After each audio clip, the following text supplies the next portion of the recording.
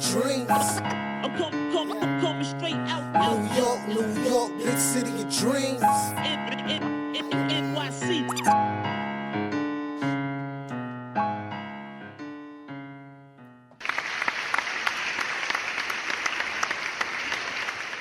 Yo, I'm mad excited today, man. I'm so excited today. This is the Nick of Time show, just in case you didn't know. I'm JLS. I'm giving you that Knicks talk just in the nick of time. And as usual, we have Old Faithful over here to my left. The man, the myth, the legend, the dude with the stats and the facts and the fresh hat today.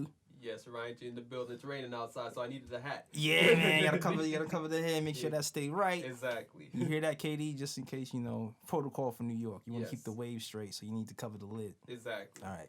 And to my right, I'm back. yes, KOT favorite. Apparently, I heard the masses been asking. Dog, the masses was in the YouTube comments like, yo, I like this dude, son. Yo, getting this bag back. Yo, like, he writs it real good with I was like, damn.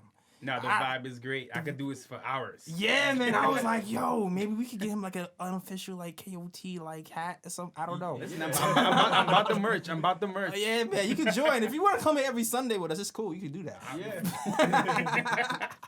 But the unofficial friend of the show, the man from Terry and Trey. What up, Terry here? Happy Yes. to talk some Knicks. It's like a little dead season right now, but it's about to be popping real soon. Yeah. It's about to be popping. Definitely about to be popping. Yo, what's the dates, Ryan? Tell them the dates, man. Tell them. May 14th, NBA Draft Lottery.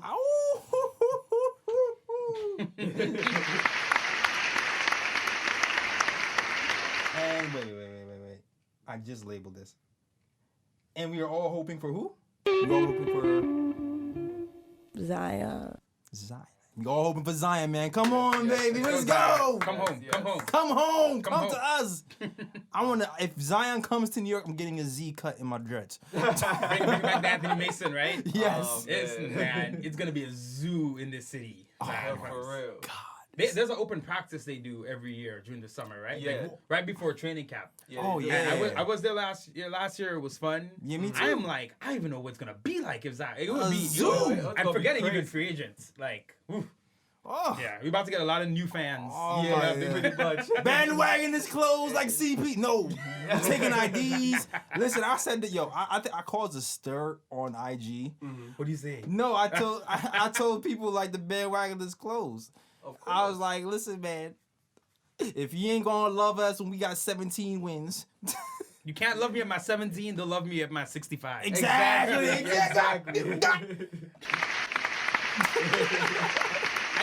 You know what? The worst part is, they're coming. There's too many people in the city. Oh, I yeah. know. It's gonna be next year, man. We're gonna be. But you know us real OGs, we know each other. We know. We know. Yeah. We know. And people was getting tight because, I'll say this, a majority of people were like, yeah, if you didn't love us, if you weren't die hard, screw it. But then there was a few that was like, nah, son, I don't care. Y'all suck. Why are you even watching the team if the team sucks? It's y'all problem. Y'all still watch. I was like, nah, son, no. You gotta know. Tell me who John Jenkins is and you can be a fan. Thank you. Exactly. Thank you. If you can't tell me who John Exactly. Jenkins is, I don't want you here. You can't root for me next year. Tell me about the Henry Ellenson game. Tell me about Henry Tell Ellison's me. game, damn it.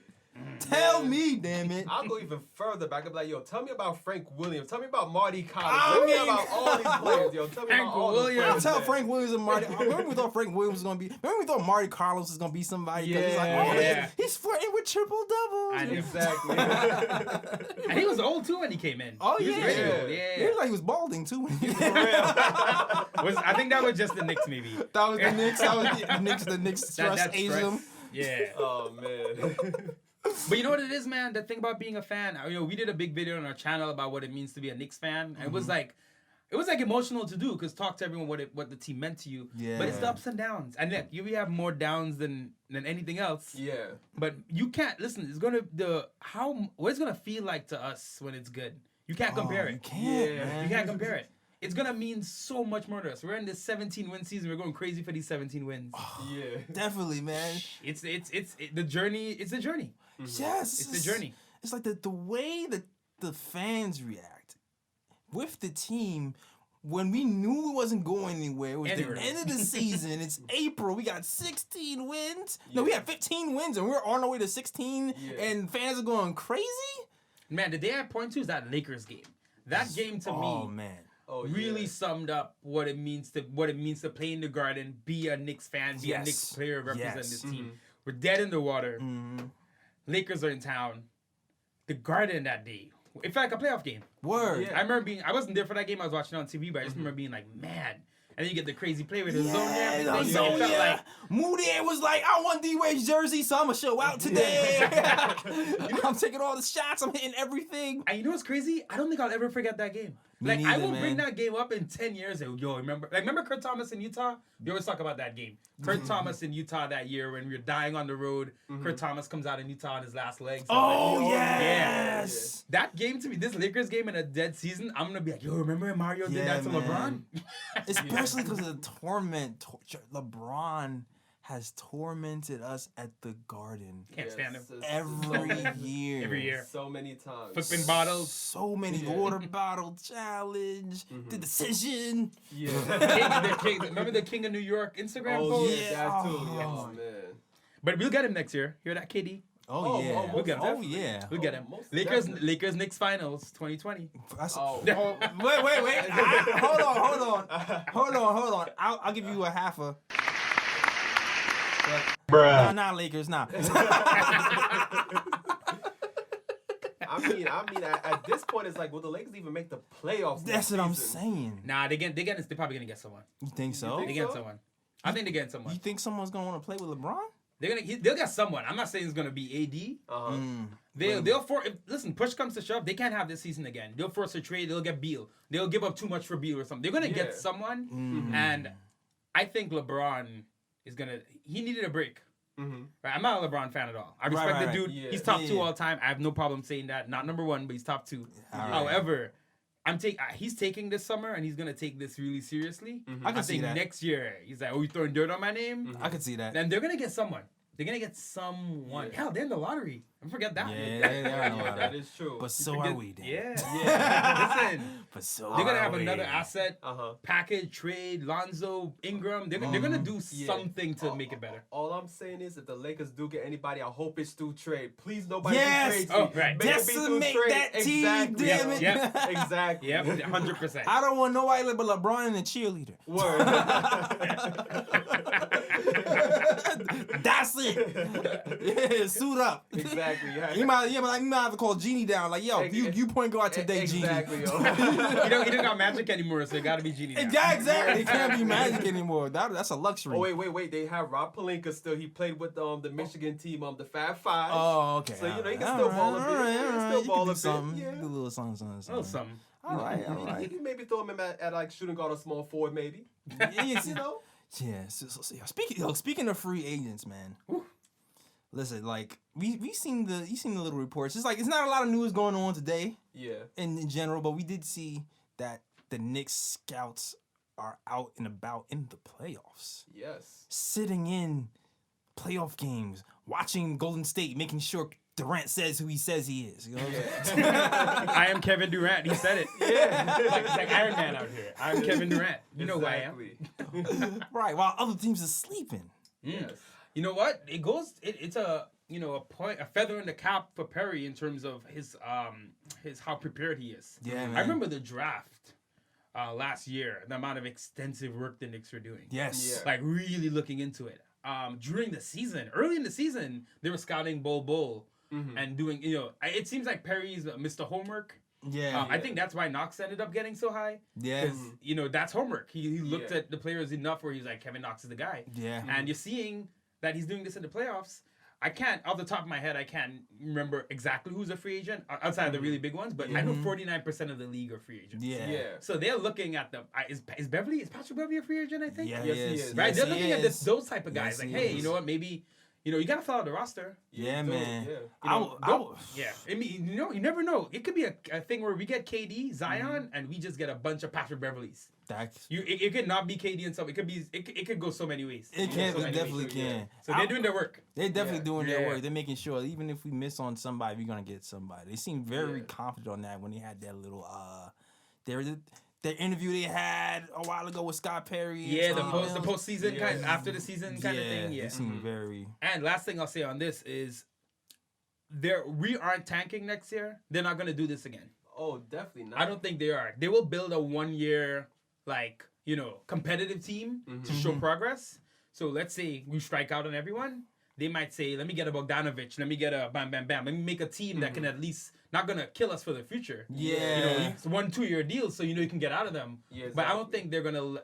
Fizdale, Perry, Mills, they're not going through another bottom out season. Oh, you don't think so? They will build an instant playoff team, just add water for 1 year. Just so to they show, can. Yeah, because the culture, you got to win too with culture, right? Exactly. Listen, you get a Bogdanovic, you get a DeMarcus for 1 year, even though I don't want any of these things really, but you do this and at least you could show we're a 41-win team and Knox is playing well and Mitchell's playing well. Maybe Frank improves. That's a good thing, because if you can get out those contracts quickly, then it's not killing you. The problem is when you get these guys, like what we've done in the past. Oh yeah, Jerome James, these 3-4 year where you can't make anything. Overpaying veterans who don't get that much playing time in the first place, and they're flashing to play in the playoffs, and now you're overpaying them. Exactly. That's the only thing I was worried about when they were saying playoffs.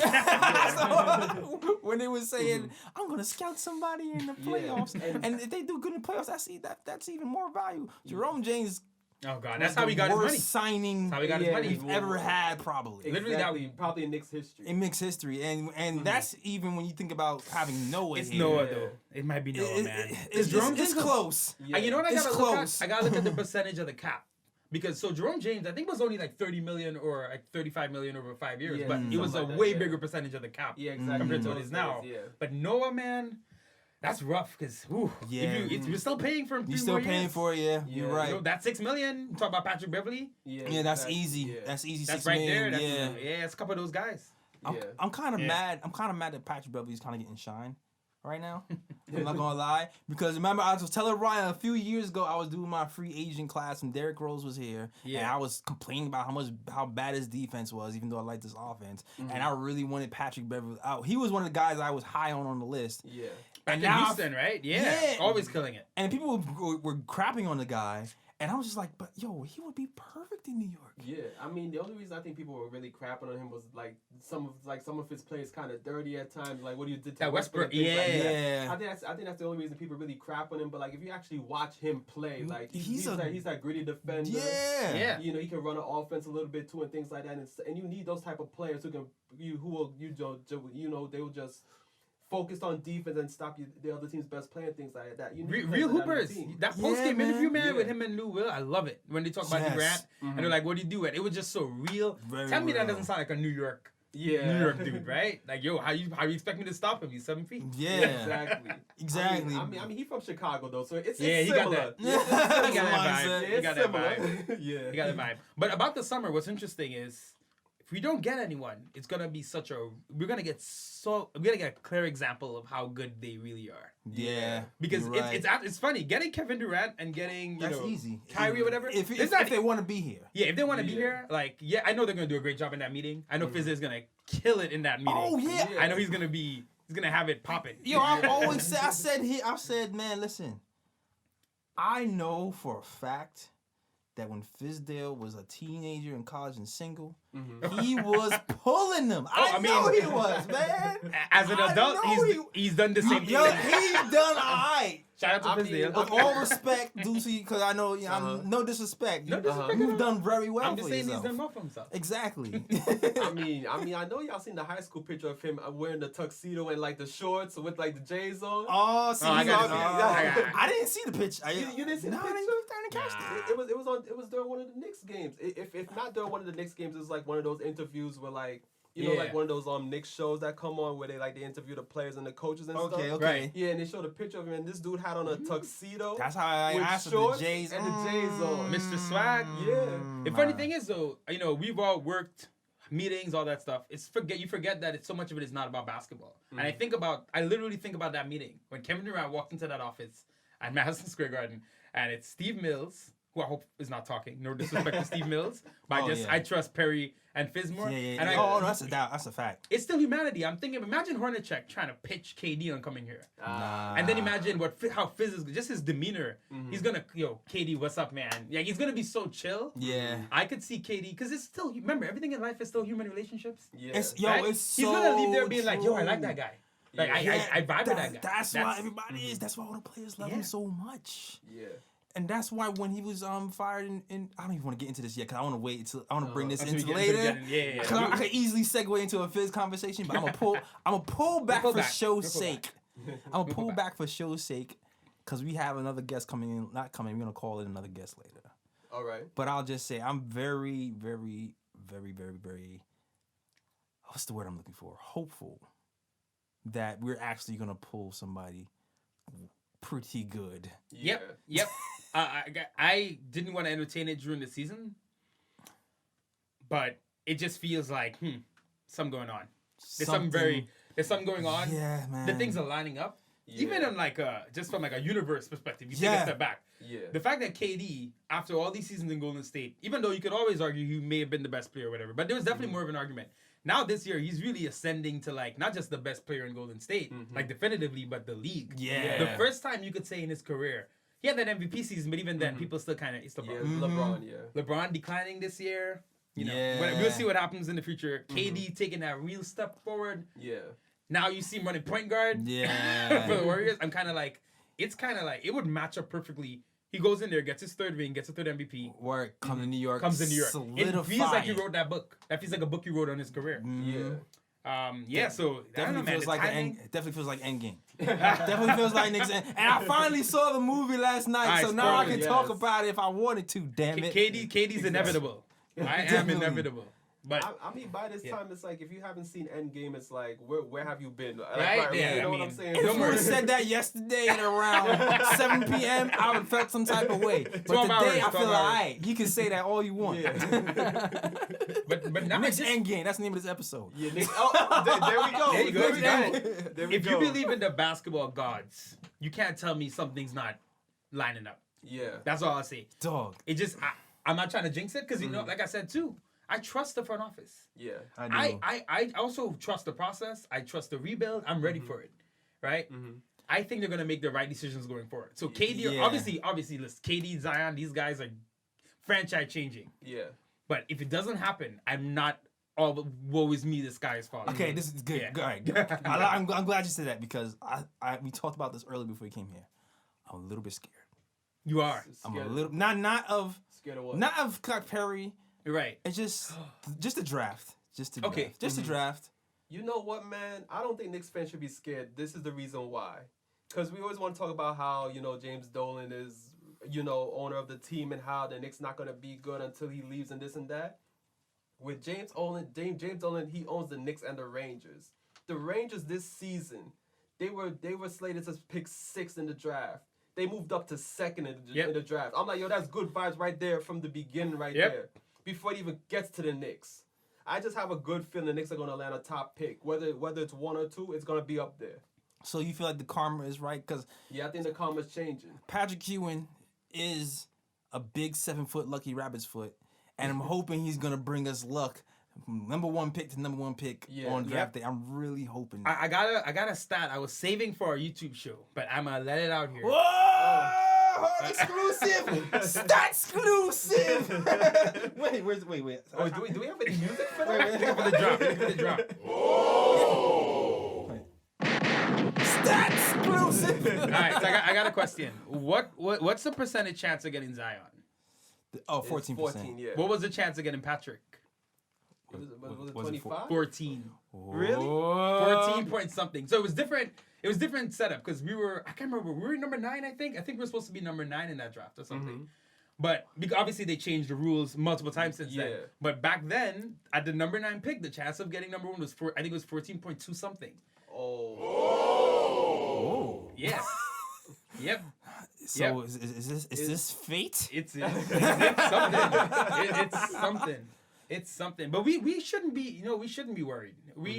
The thing is, like, you got a good franchise, you'll make things happen. Look at the Spurs, even with them on everything going on, look how well they played in round one. Look how Pop was still able to get these guys going. Yeah. If we're talking about building a culture, it shouldn't matter where we pick. That's true. And they're gonna be, like I said, we want these guys. Yeah. That's true. That's true. You really look at what the Knicks, what we wanted at fans all these years has never really just been, LeBron, KD, whatever. What we wanted was a team that we could be proud of. Yeah. The 90s, that's what we were. We were just a good team that we could be proud of. We want a team that's we obviously want to win championships. Yeah.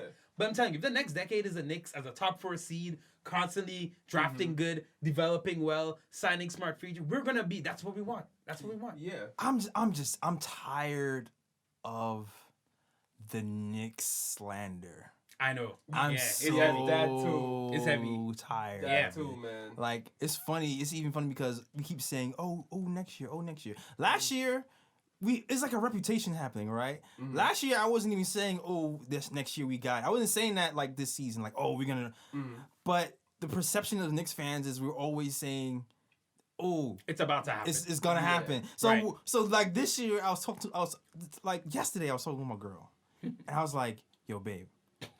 This is the year, like this is the year, like, you know what I'm saying? Like it's a lie, and she's like, Knicks fans are always saying this is the year, but no, I don't usually say that, but this time I'm telling you, this year I feel better about this year than I have the last 3 years. Like I got a good story about it. Shout out to Chester on Twitter at ChetNick.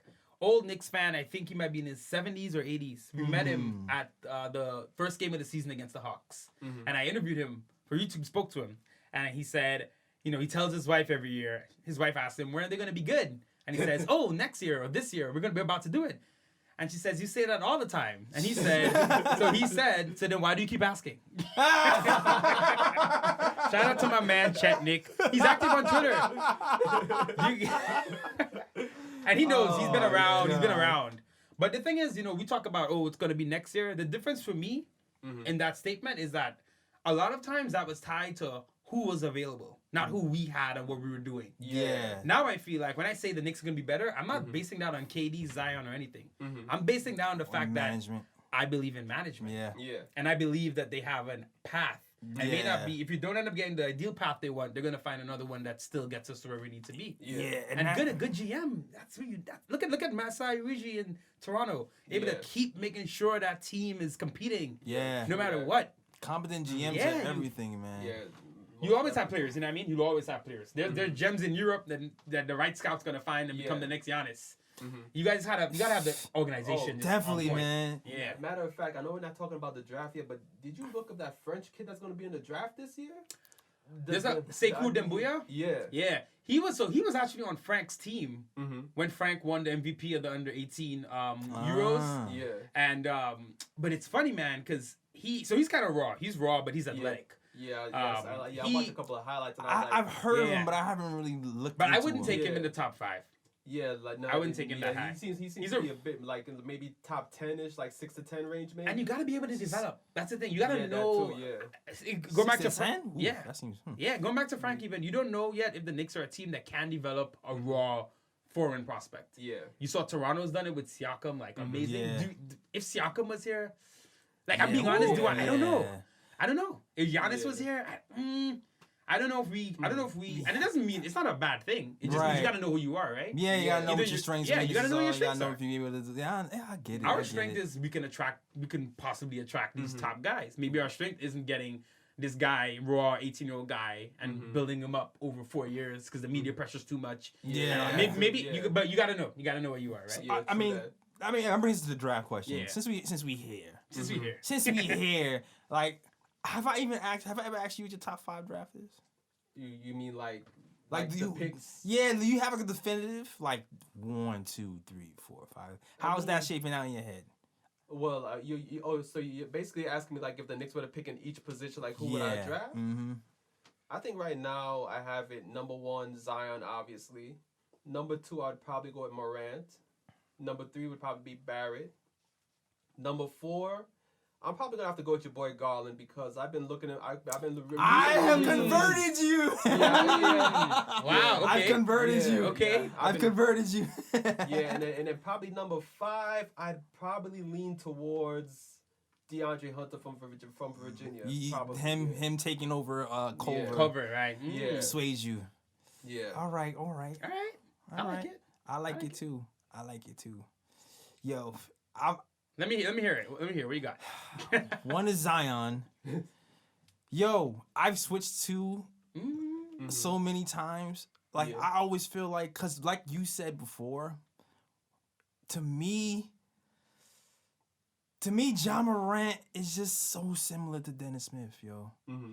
He's so similar. Like I don't know. I think John Morant could be better than Dennis Smith right now. Yeah. No, right now he might be. You think so? And Ja, because think about this. We forget this too. Dennis was mocked. The highest I saw him mocked was number 4. Mm-hmm. And he ended up being what? Like 9? 9. Because he's after Fred, right? Yeah, right. Ended up being 9. But by draft time, he was clearly 9. It wasn't like Yeah, no one was talking about him. You're right. John Morant is a bigger talent, easily. Like that's a fact. Like if you put them in the same draft, John Morant's gonna be going higher. Yeah. He's giving me more Fox vibes in terms of how he'll develop in the league than Dennis. I feel like Fox is more complete on both sides of the ball. Man. Now, I mean, but you know what's interesting? Like the only thing is Morant has more of the freak athleticism. Yeah. But I probably still would take Fox over Morant. I wonder if in the same draft though, because Fox was number 5 in his draft, Yeah. right? And that was a good draft. Don't get me wrong. Yeah, That draft was actually good. And I was honest with him. I was like, Yeah. I was consider taking him over Alonzo when we were debating on. Oh, he it. killed Lonzo. I remember He killed in Lonzo. that game. Yeah, I believe Darren Fox was my guy that year. And everybody had Lonzo over Fox back then. But I was like, I like Darren's Fox the one. better. Yeah, I mean, I'm not gonna lie. I was one of those guys that picked Lonzo over Fox, but that's only because I like the way Lonzo runs offense. Yeah. That's why. Because to me, he's a guy that he can push the pace. He can control pace of the game. He can find the open man, have good court vision, and it's like for me, those are the qualities I look for in a point guard as opposed to like a guy who can just score the ball all the time. And Right. That's why I like Ja. Ja can pass. Yeah, Ja. And I don't know. Ja gives me this vibe that like he's gonna hit the league. If it's not the first season, but the second season, he's gonna have a Fox-like jump, and you're gonna be like, he's gonna be another one of these point guards, these crazy point guards that can do it all. Yeah. So, but anyway, finish your top 5. Here's my thing. I think I actually, even though Garland didn't play that much, I think I would trade down for Garland. Oh, that's what I would do. That's how I would so trade funny down you said for that. Garland. Like even if I did draft Ja, and the only thing is, I know in New York, the media on that trade. Oh yeah. Woo! Yo, they're like the Knicks screw it up again.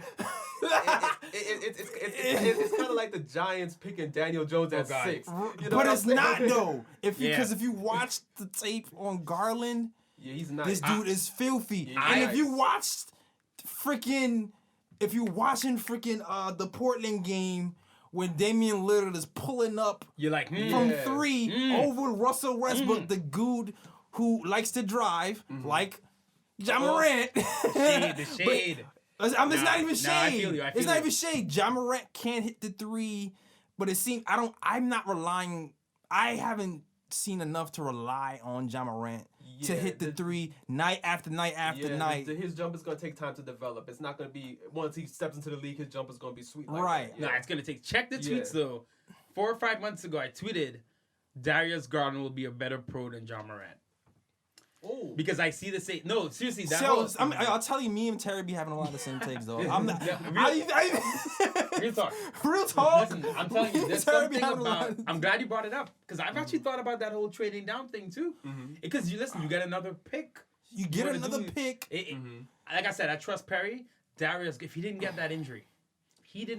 I think he would have easily been in the top 5, like consensus. Because I have him. Me too. You get to me, I have him near the bottom of my top 5. I have him 4. Like him. I have him 4 minimum. I have him like 4, but I don't need like.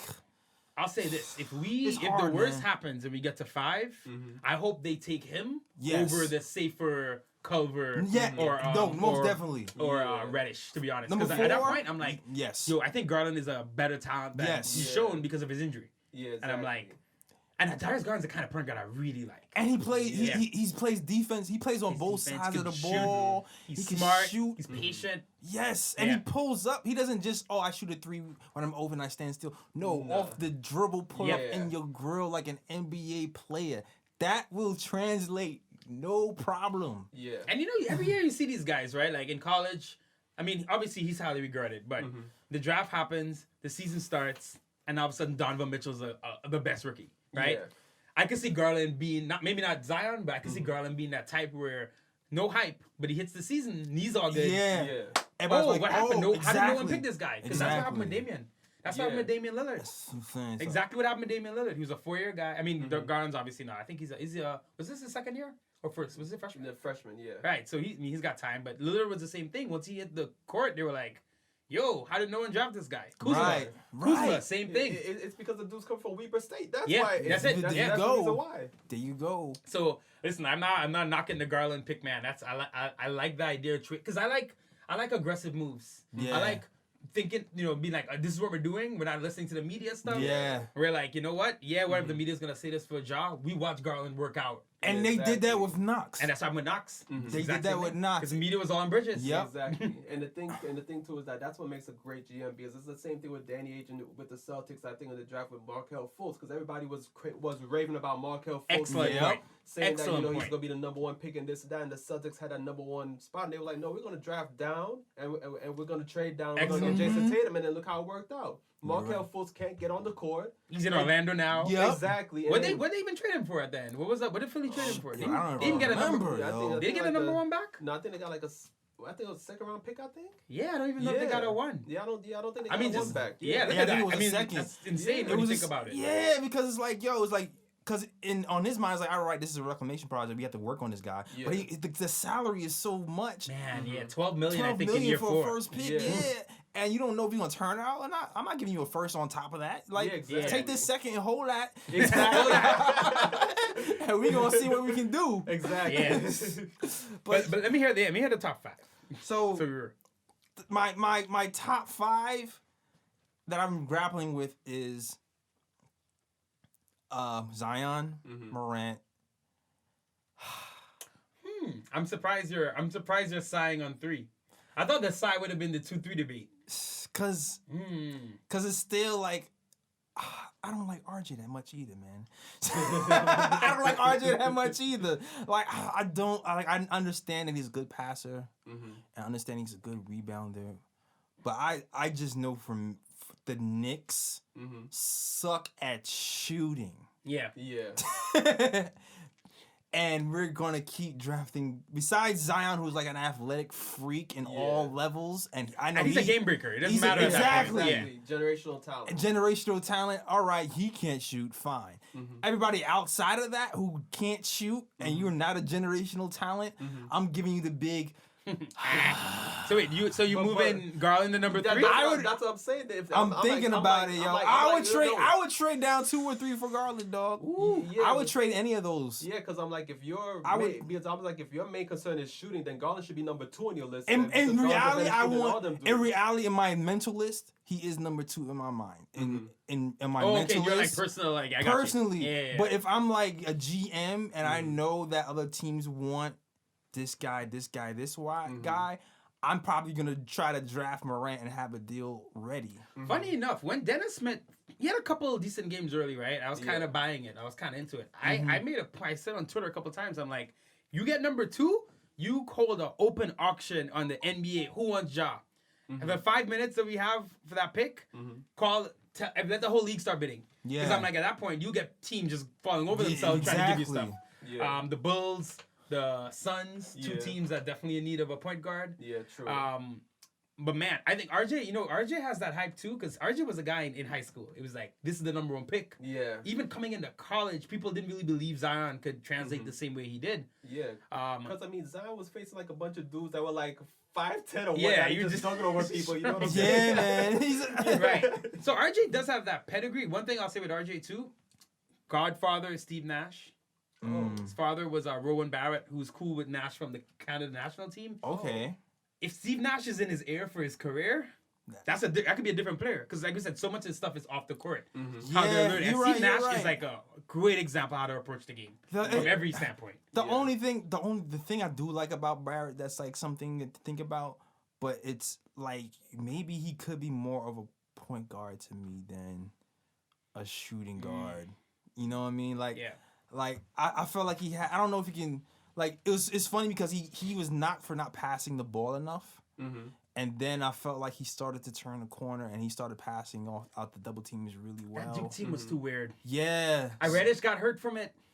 Zion's the only one who really benefited. And Zion, to me, that shows that Zion could kind of just do whatever he wants. You put him anywhere. But that team, man, you imagine you split those guys up and they all play on different teams, whatever, and you see the season, it plays out differently for maybe Reddish probably the most because I'm sure he plays completely differently. But I know Barrett is weird. I feel like he's definitely gonna be super inefficient to start. You know, of course. He's gonna be super inefficient. Everything. He's super inefficient in college, so so why would he be efficient coming into the NBA? At the moment, Barrett's more of a volume shooter at the moment right now. Like for him to get his points, he got to put up a lot of shots. He's not efficient yet. Yeah. But physical, you got the length. I like his lefty. You could see him just, he should be better than Knox was this year in his rookie season. You think so? He should be. It would be a big, listen, if he's worse than Knox, I'd be a big disappointment for number 3 pick. It's funny because I know it is. I think his feel for the game outside of shooting, he will be better than Knox. Yeah, Knox has a weird feel for the game at times. Yes, because even Knox with his weird feel for the game, leave that man alone in the corner and he's going to hit it with the game on. Like, I've seen him do that towards the end of this game a good amount of times. I think he finished, close to 40? What, the shooting percentage from the corner three? Maybe the corner three might have been. Corner three. But Knox had some. He had some rough ones. He had some rough ones. Some rough ones, but again, that goes back to the team. The team was a weird team, a weird year. Yeah. I think he got a lot of kinks out of his system that other rookies may not have been able to get out because the team was so bad and he got to play so much. Most teams not letting you do that. Right, it was a weird year. It was like a transition year for us. It worked out well for him to just but the one thing I did like about Knox was the fact that it seemed like towards the end of the season he started to get it a bit. He did. Yeah, he did. Last couple, it was good to see. Yeah, it was good to see. Yo, it's funny. You know what? I can only my whole top 5, and then we can just get into the Knox conversation. I know we just since we kind of smoothly transitioned to the Knox conversation. And I gave you my thoughts. My top 5 basically is pretty much the same. I got Garland. And I do have Culver at 5. I'll have Culver. I have Culver too. To me, Garland is the main point I'm liking here. He's an interesting one.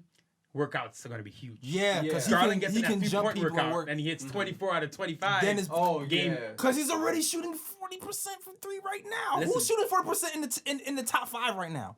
Nobody. That's what I'm saying. Scott Perry, and we already know Scott Perry doesn't live and die by mock drafts. Nope. Knox jumped up. If Scott Perry sees, after knowing the shooting, we just spoke about the shooting issues, he sees Darius Garland in there knocking him down, looking like vintage Gilbert Arenas. Yeah. I can see Perry being like, this is the one.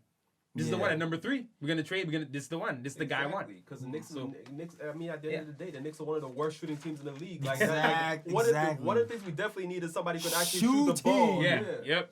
But I'm with you. I'm liking the Garland. I'm liking Garland. Yeah. Like I in my mind he's 2, but I would say I would draft those guys and then trade and try to double up on the picks. I'm all about the trading and doubling up. Yeah. We never did that. Yeah. Every year I'd watch teams in the NBA. I'm like, damn, and I'd be playing 2K doing it. Exactly. Like, oh man, I wish we could do this, but we never do it. You know, it's funny with KP, it was the first time you saw us like, okay, let's get a little something going. Now we got 5 and 7, which I love. And so listen, they want to make a draft day trade, get some more picks, get some more assets. I'm all for it. Right. I'm all for it. So, but I will say this: 4, I'm taking them. If it gets as low as 4, I'm taking them out light. I'm not trying to draft nobody and go down because. After that, I don't want to risk it. After that, I feel like it's too risky. 5, I do have Culver. I know DeAndre shut him down in the thing, but I still feel like long term. As a guy who can maybe start to create his own shot, he might have a little bit more of an edge. Yeah. Long term. And Hunter just seems like he can be a really, really, like the perfect role player for any team. Where was Garland coming out of high school? I remember he was pretty high. He was definitely higher than Ja. That's a 100%. Yeah, he was ranked as the best point guard in the league. Before Somebody Ja, 1 yeah. year, right? But, Yeah, and then he got injured. So yeah, you gotta see. yeah. But our man Kevin. Yes, slide right back into That's Kevin a good Knox, one. man. So I'll say this, like you said, finish the season well. Love to Yes. see that. That shows growth. That shows that he's learning. I think he wants to be great. You saw him and Fizdale working out. Yeah. I don't know if that was recent or if that was like some season footage. They Yeah, tried I to was wondering, like, post late. recycling it, make it look good. I'm like, I think Fizz is on a beach right now. But anyways, so I see that he is someone who wants to be great. I think for me, it's like get him to beat Tobias Harris. If you can, I don't think Knox is gonna. I mean, anything can happen, but I'm not knocking the kid. I just don't think he's gonna be that next level superstar. But I could see him being a 2-3 time All-Star, kind of like Allen Houston. You know what I mean? Yeah. Allen Houston made like I think 2 All-Star games in his career, but he was always like on the cusp. He was a very, very respected. Could have gone off in any game and gotten you 30, 40, 50 if needed. Yeah. If it came to that. But wasn't really like that guy every game. But if you look at the roster we're constructing, I don't think Kevin Knox is gonna be that guy. If anything, Mitch is probably gonna be. Mitch is gonna be a bigger, looking forward. Mitch is gonna be the focal point. Yeah. Obviously, we're gonna sign guys and things are going. I think Mitch is gonna be a potential defensive player of the year. Yeah. Oh, that's for sure. Yeah. And so Kevin, inefficient, but kept trying, which I loved. Yeah. Didn't really get too discouraged. Had that nice December where he was killing it in the first quarters. I loved how he would come out in the first quarter. Oh, yeah, and man. was just going in. 17 points in Yeah. December, 40% from the field, 38% from three. Yeah, you love to see that. Yes, You love to see that. Kevin Knox in December, Rookie of the Month, Yeah. killed it. And the body keeps working on it, gets stronger. He has the right frame. The Yeah. defense, though, that's going to be a problem Yeah, for a the long time. defense. Yeah. The defense's Yeah. lapses, the picks, he gets lost on, the switches, he gets confused. Yeah. And then in general, the team was like that. Like, it seemed like everybody got confused when somebody switched. It was, Yeah, that's it was true. pretty bad. That's true. But like on the offensive end, even in March when I was talking about the 40% three, Yeah. 13 points, 41% from the field, 43 from three. And that's nice. That 43, that's elite. That's elite. that's what I'm saying. Yeah, what did he finish the season at from 3? Was it like 30, what is it, 35? 34%. 34? Yes, 34%. You got to see that. We want to see that be 38, 39 next year. Yeah, I think it can happen. Yeah, you want to see that. I definitely think it can happen, especially if we get a Kevin Durant here and he's in that corner. Spacing, open. oh man. Yeah, it's gonna be KD open, would take him under his wing too, because that's his favorite player. Yeah. Yeah, so there's a lot there. I definitely feel good. I feel great about the pick. I feel good about trusting him. I think, this is the guy you want to be like your 18 to 22 point per game scorer, but I want him to be a knockdown shooter. That's what I want more than anything. I want to feel like, I throw Kevin Knox the ball, it's going in. Yeah, I would love that, man. I would love him to be knockdown shooter. I just need him to be adequate defensively. Just adequate. We have to hide him with schemes, man. Yeah, because it's like I have like net rating. He's like I think he's the lowest net rating on the team at 13.5. Yeah, even worse than the guy Moody even talking bad about it. You know what though with Kevin? It's funny. You saw us a couple nice blocks this season. That's the thing. Because he has a little bit of fire, but it's funny because a block is an easier play to make than knowing how to switch. Yes. And it's like you go back to Frank. Frank is that kind of defender where he knows all the technical intricates. way. He's not the Yes. physical like I'm gonna just mess you up defender. Knox though, you saw a couple times he got motivated enough. He was chased down blocks. Yeah. I actually think that was Mitch.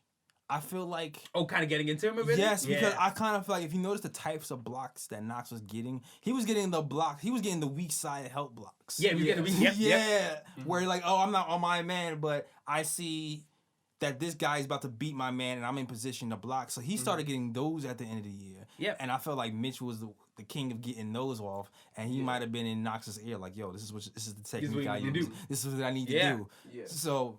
And speaking about what we do with him defensively, if let's say he shows proficiency for weak side blocks going forward, you kind of use him as that guy. You figure out a way where he's always the guy coming in for it. So you're not using him on like a star player. He's getting abused all game. Right. You look at strengths and look at Ennis Cantor, right? Somehow Portland's finding a way to hide him a little bit. Yeah. Right. Ennis Cantor's a strong post defender. You figure it out. The better, and the thing is too, you become better as a team. When you know everybody. Yeah, and you make schemes. Right now, we're not scheming. We suck. Yeah. There's too many holes too in many our holes. team There's too many to holes. scheme to hide anything. What's the point? You can't hide anything. That's when the problem. You get good, you start scheming because you're like, yo, Kevin, I need you on the court to shoot threes. Right. So I can't have you messing me up on defense. So I'm going to figure out a way for you to play defense and not Yeah, I think once the Knicks surround the team with more defenders and stuff, then it'll be easier to hide Knox on defense because you'll have more guys that'll defend their man and stuff like that, and then you can just place Knox on somebody that is not such a big offensive threat or whatnot. And not only that, it's like once you get more veterans, like I just feel like people they're going to be able to learn in general how to do better schemes. Like think of what DeAndre Jordan did for Mitch. Yeah, just big time. A month. Because Mitch had the talent. Yeah. If you look at Mitch, it's so funny. He changed so much, but he kind of didn't as well, meaning he was doing the same stuff he was doing before, just smarter, more often. And it was Curry, DeAndre in his ear like, yo, you need to do this. You have the idea, but you're not doing it right. So, and he's 19. We say it all the time with Kevin, but right. He's on his own, he's going to learn. Vets are going to help him learn. And I know he does not want to be labeled as, oh, that guy's food.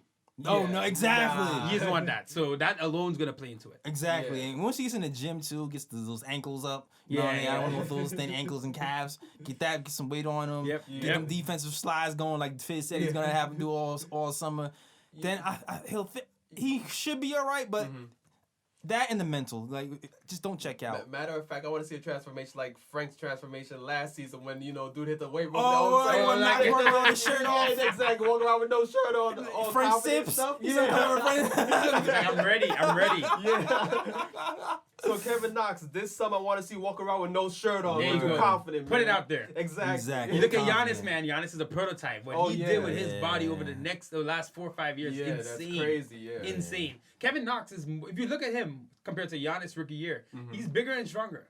So if Giannis could get to where he did, but it's all about their desire and what they want. You know what I mean? He has the frame. He has to really want it. He has the frame. It seems like he wants. He seems like he's a gym rat, according to Fizz. Anyway, he seems like he's in the basketball gym a lot in the 1 a.m. He just has to put it together. And he just has to want it. I don't know if he's in the weight room. That's what I'm saying. Because I'm like, people be in the basketball gym, but it's like, what you doing in the basketball gym? Are you just shooting or practicing drills? Or are you in the action in the weight room? That's too? true. So, like, how hard are you going in the gym? It's funny because people always talk about, we got trainers on the team. They got everything you need. No one can force you to lift. This is the truth, though. Even our trainers there with you, like, yo, make sure you lift. They're not, and they're telling you what to eat. You can still do whatever you want. Yeah. Giannis got that big because his mind, he was like, I want to be a monster. Look at Kevin Durant. Since he got drafted, they've been telling him he should get bigger. Yeah. He hasn't. Obviously, it doesn't matter because KD's a beast. That's funny. But he did not even care. He didn't care. I remember, what was it? He couldn't even do, like, the bar or something. When he got drafted, it was a thing where he couldn't even, like they were saying, he couldn't even do one bench press or whatever. And all the scouts was like, of course, he has to get bigger. He'll get a little bigger. Right. And he's like 10 years later, he's like, oh, no, he's so still the same it's size. desire. It's desire. It's like a regular person. You want to get big, you got to go to the gym and really put it in. Exactly. And no matter how much someone's with you, training you, the trainer is not with you 24/7. Right. And I know Giannis got there not from what the Bucks were telling him to do, but from maybe his personal guy or just his own mentality. Yeah. He's like, I'm going to become the strongest guy in the league. I'm a beast. I want to be a beast.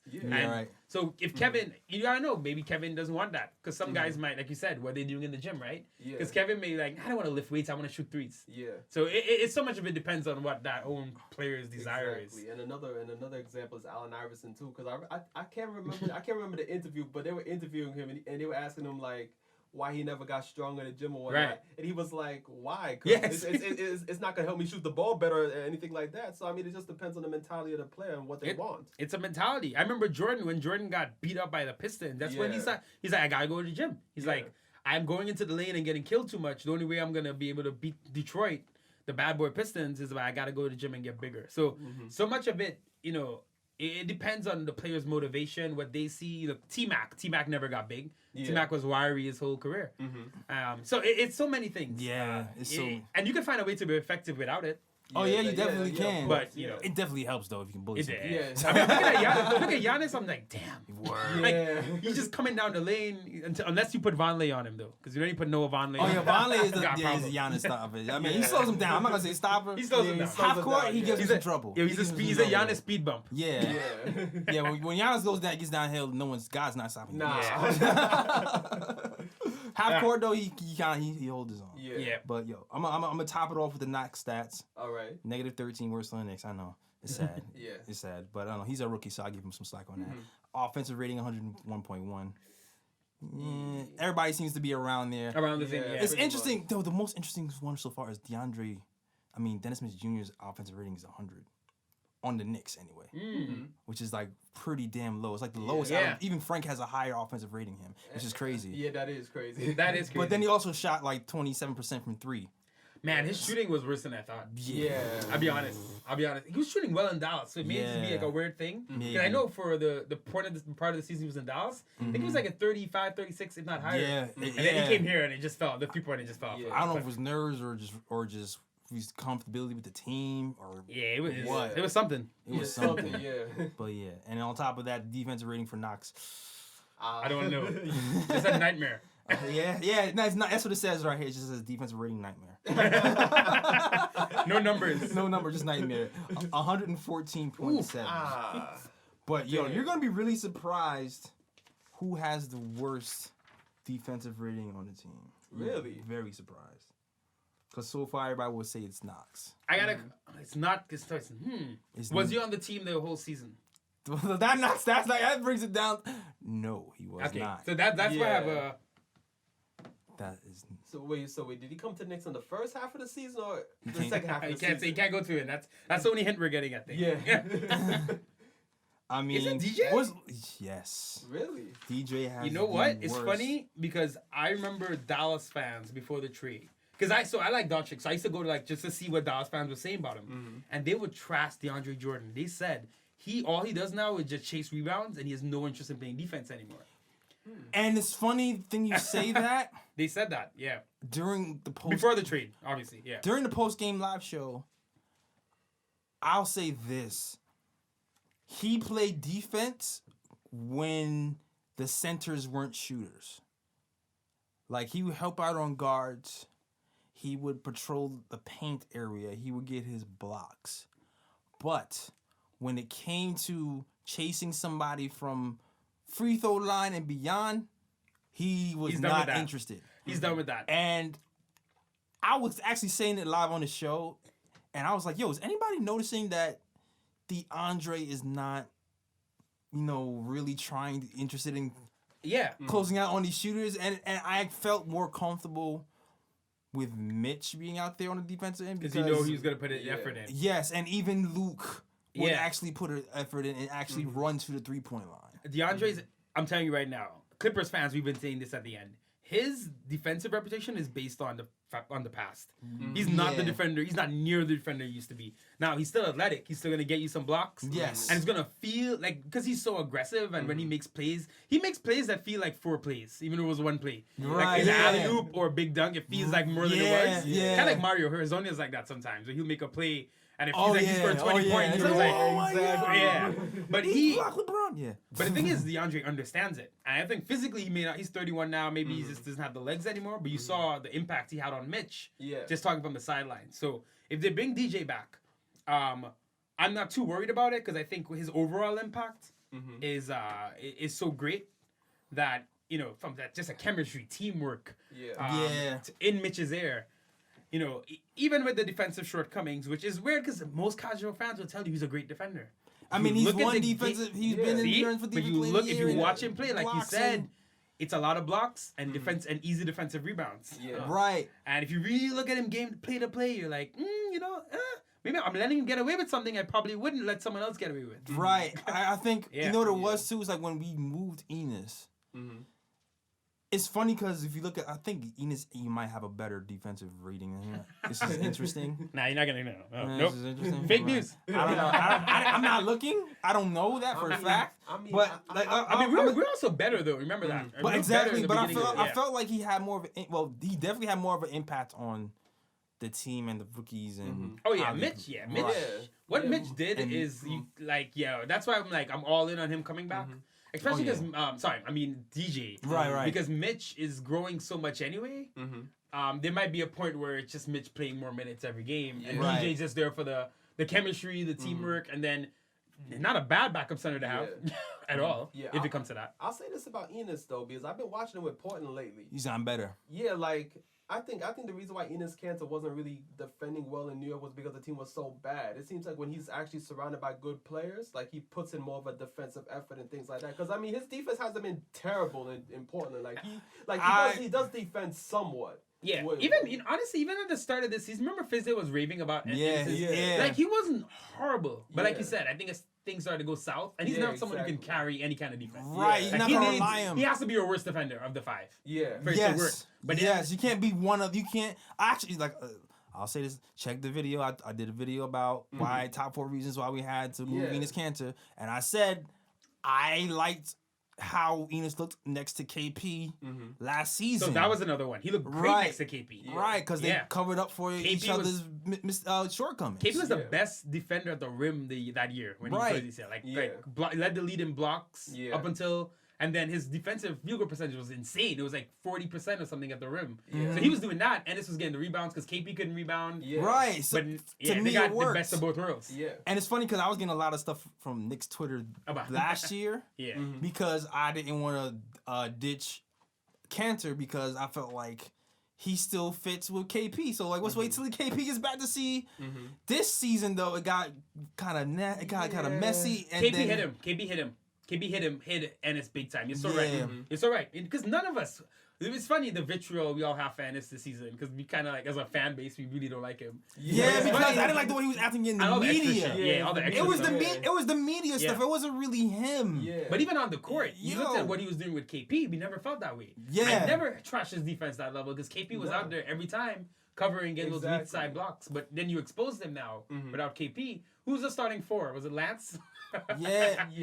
So then you're like, you could see like, okay, this is a problem. Yeah. But guys like that, you gotta put them in the right team. Exactly. You gotta have the right team, situation. right situation. You can't have a guy like we had Tim Hardaway Jr. with him, Moutier and Kevin Knox, who are like the worst defenders on the team. It's crazy, right? Look at all 1, 2, 3. And then you're wondering why we were the last in defense. Moutier, Timmy, Knox. Oh man. The worst defenders on the team. I just hope this is when I know we're gonna talk about Fizz pretty soon. This was one of the things that bothered me with him was I want to see, and I don't want to talk about this season too much because I want to look ahead. But I hope that the way he speaks about people. My bad. I'm getting shot. I'm getting. You think I'm high the points though. I ain't that gunshot though. But the way he spoke about defense and how he wanted to hold people accountable, I want to see him do that with the perimeter players. I felt like he obviously did that with Ennis, and you could see, and Fizdale knows what good defense is. So when I saw him letting Moutier and Timmy get away with so much, I was kind of like, man, like not even like to just.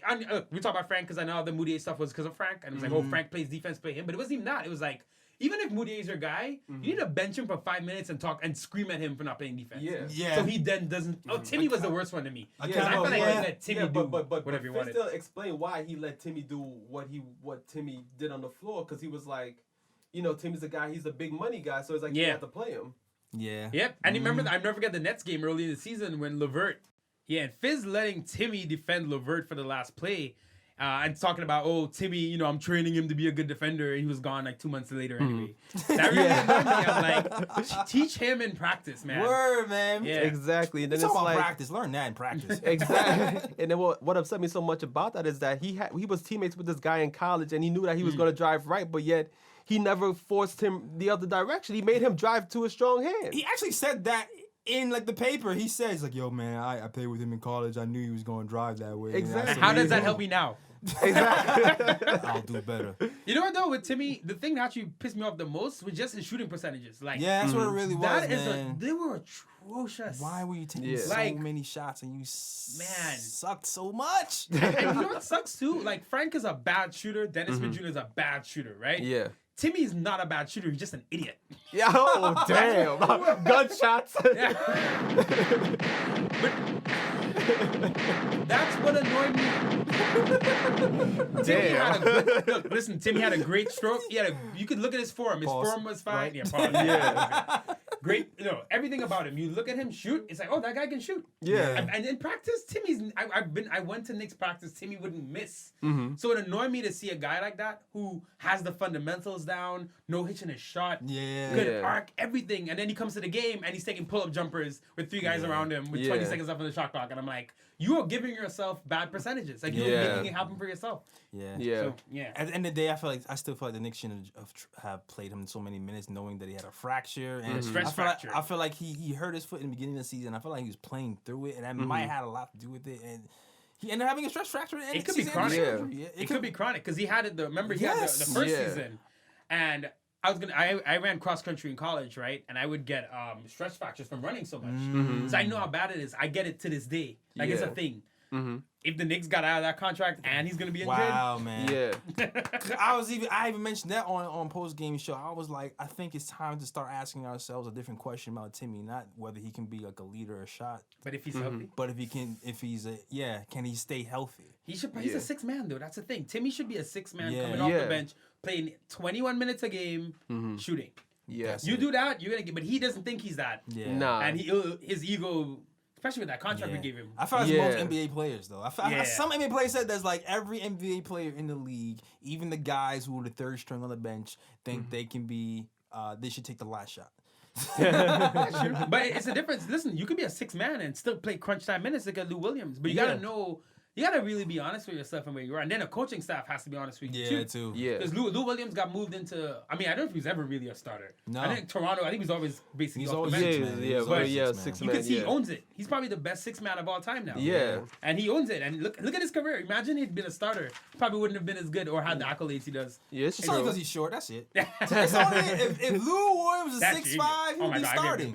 He'd be starting. Everybody wouldn't be having. It's the same thing why IT can't get off the bench. Yeah, and it's defense too. Look, Timmy never committed to playing defense. That's Exactly. Oh, never. Yeah. He could have made it easier for himself. Yeah, but he's 6'5", so you feel like he could, so we keep him in just in case he decides to play for a player or two. Yeah. How is your handle that bad with your dad? As Tim Hardaway said. I don't understand. Like, yo, if Tim Hardaway was my father, I'd be like, yo, the first thing I'd be like, yo, teach me your crossover, man. Teach me your crossover. He was. I feel like I read an article, something that was saying that Tim Hardaway's father was so tough on Tim Hardaway Jr. I can see that he hated like. I can see that. So he actually his father like actually, opposite of actually kind of like backed off a little bit because he felt like he was getting too hard and was affecting their relationship. So I could see his father going, yo, we doing 600 crossovers today, and Tim Hardaway was like, nah, Dad. No, Dad. Yeah. Dad, leave me alone. I want to shoot. Exactly. I want to shoot 40-foot jumpers. That's Dad, the game NBA. is changing, Dad. You just don't get it. Exactly. Dad. You don't know. You know what the NBA's like. Man, I'd be like, F that. Like, yo, just teach. I'm like, yo, just teach. I'm like, yo, Pops, just teach me the crossover. Everything else I got it. Just teach me the crossover. That's it. That's all I need. We're gonna find out Kyrie is like his bastard child in like 20 years. I knew that handle was looking. Yeah. Too suspicious, Too similar. right? Yeah. That double crossover looks familiar. Yeah. Oh man. But yo, back to okay. I'm just wrapping up the short DeAndre. All right. This thing we had.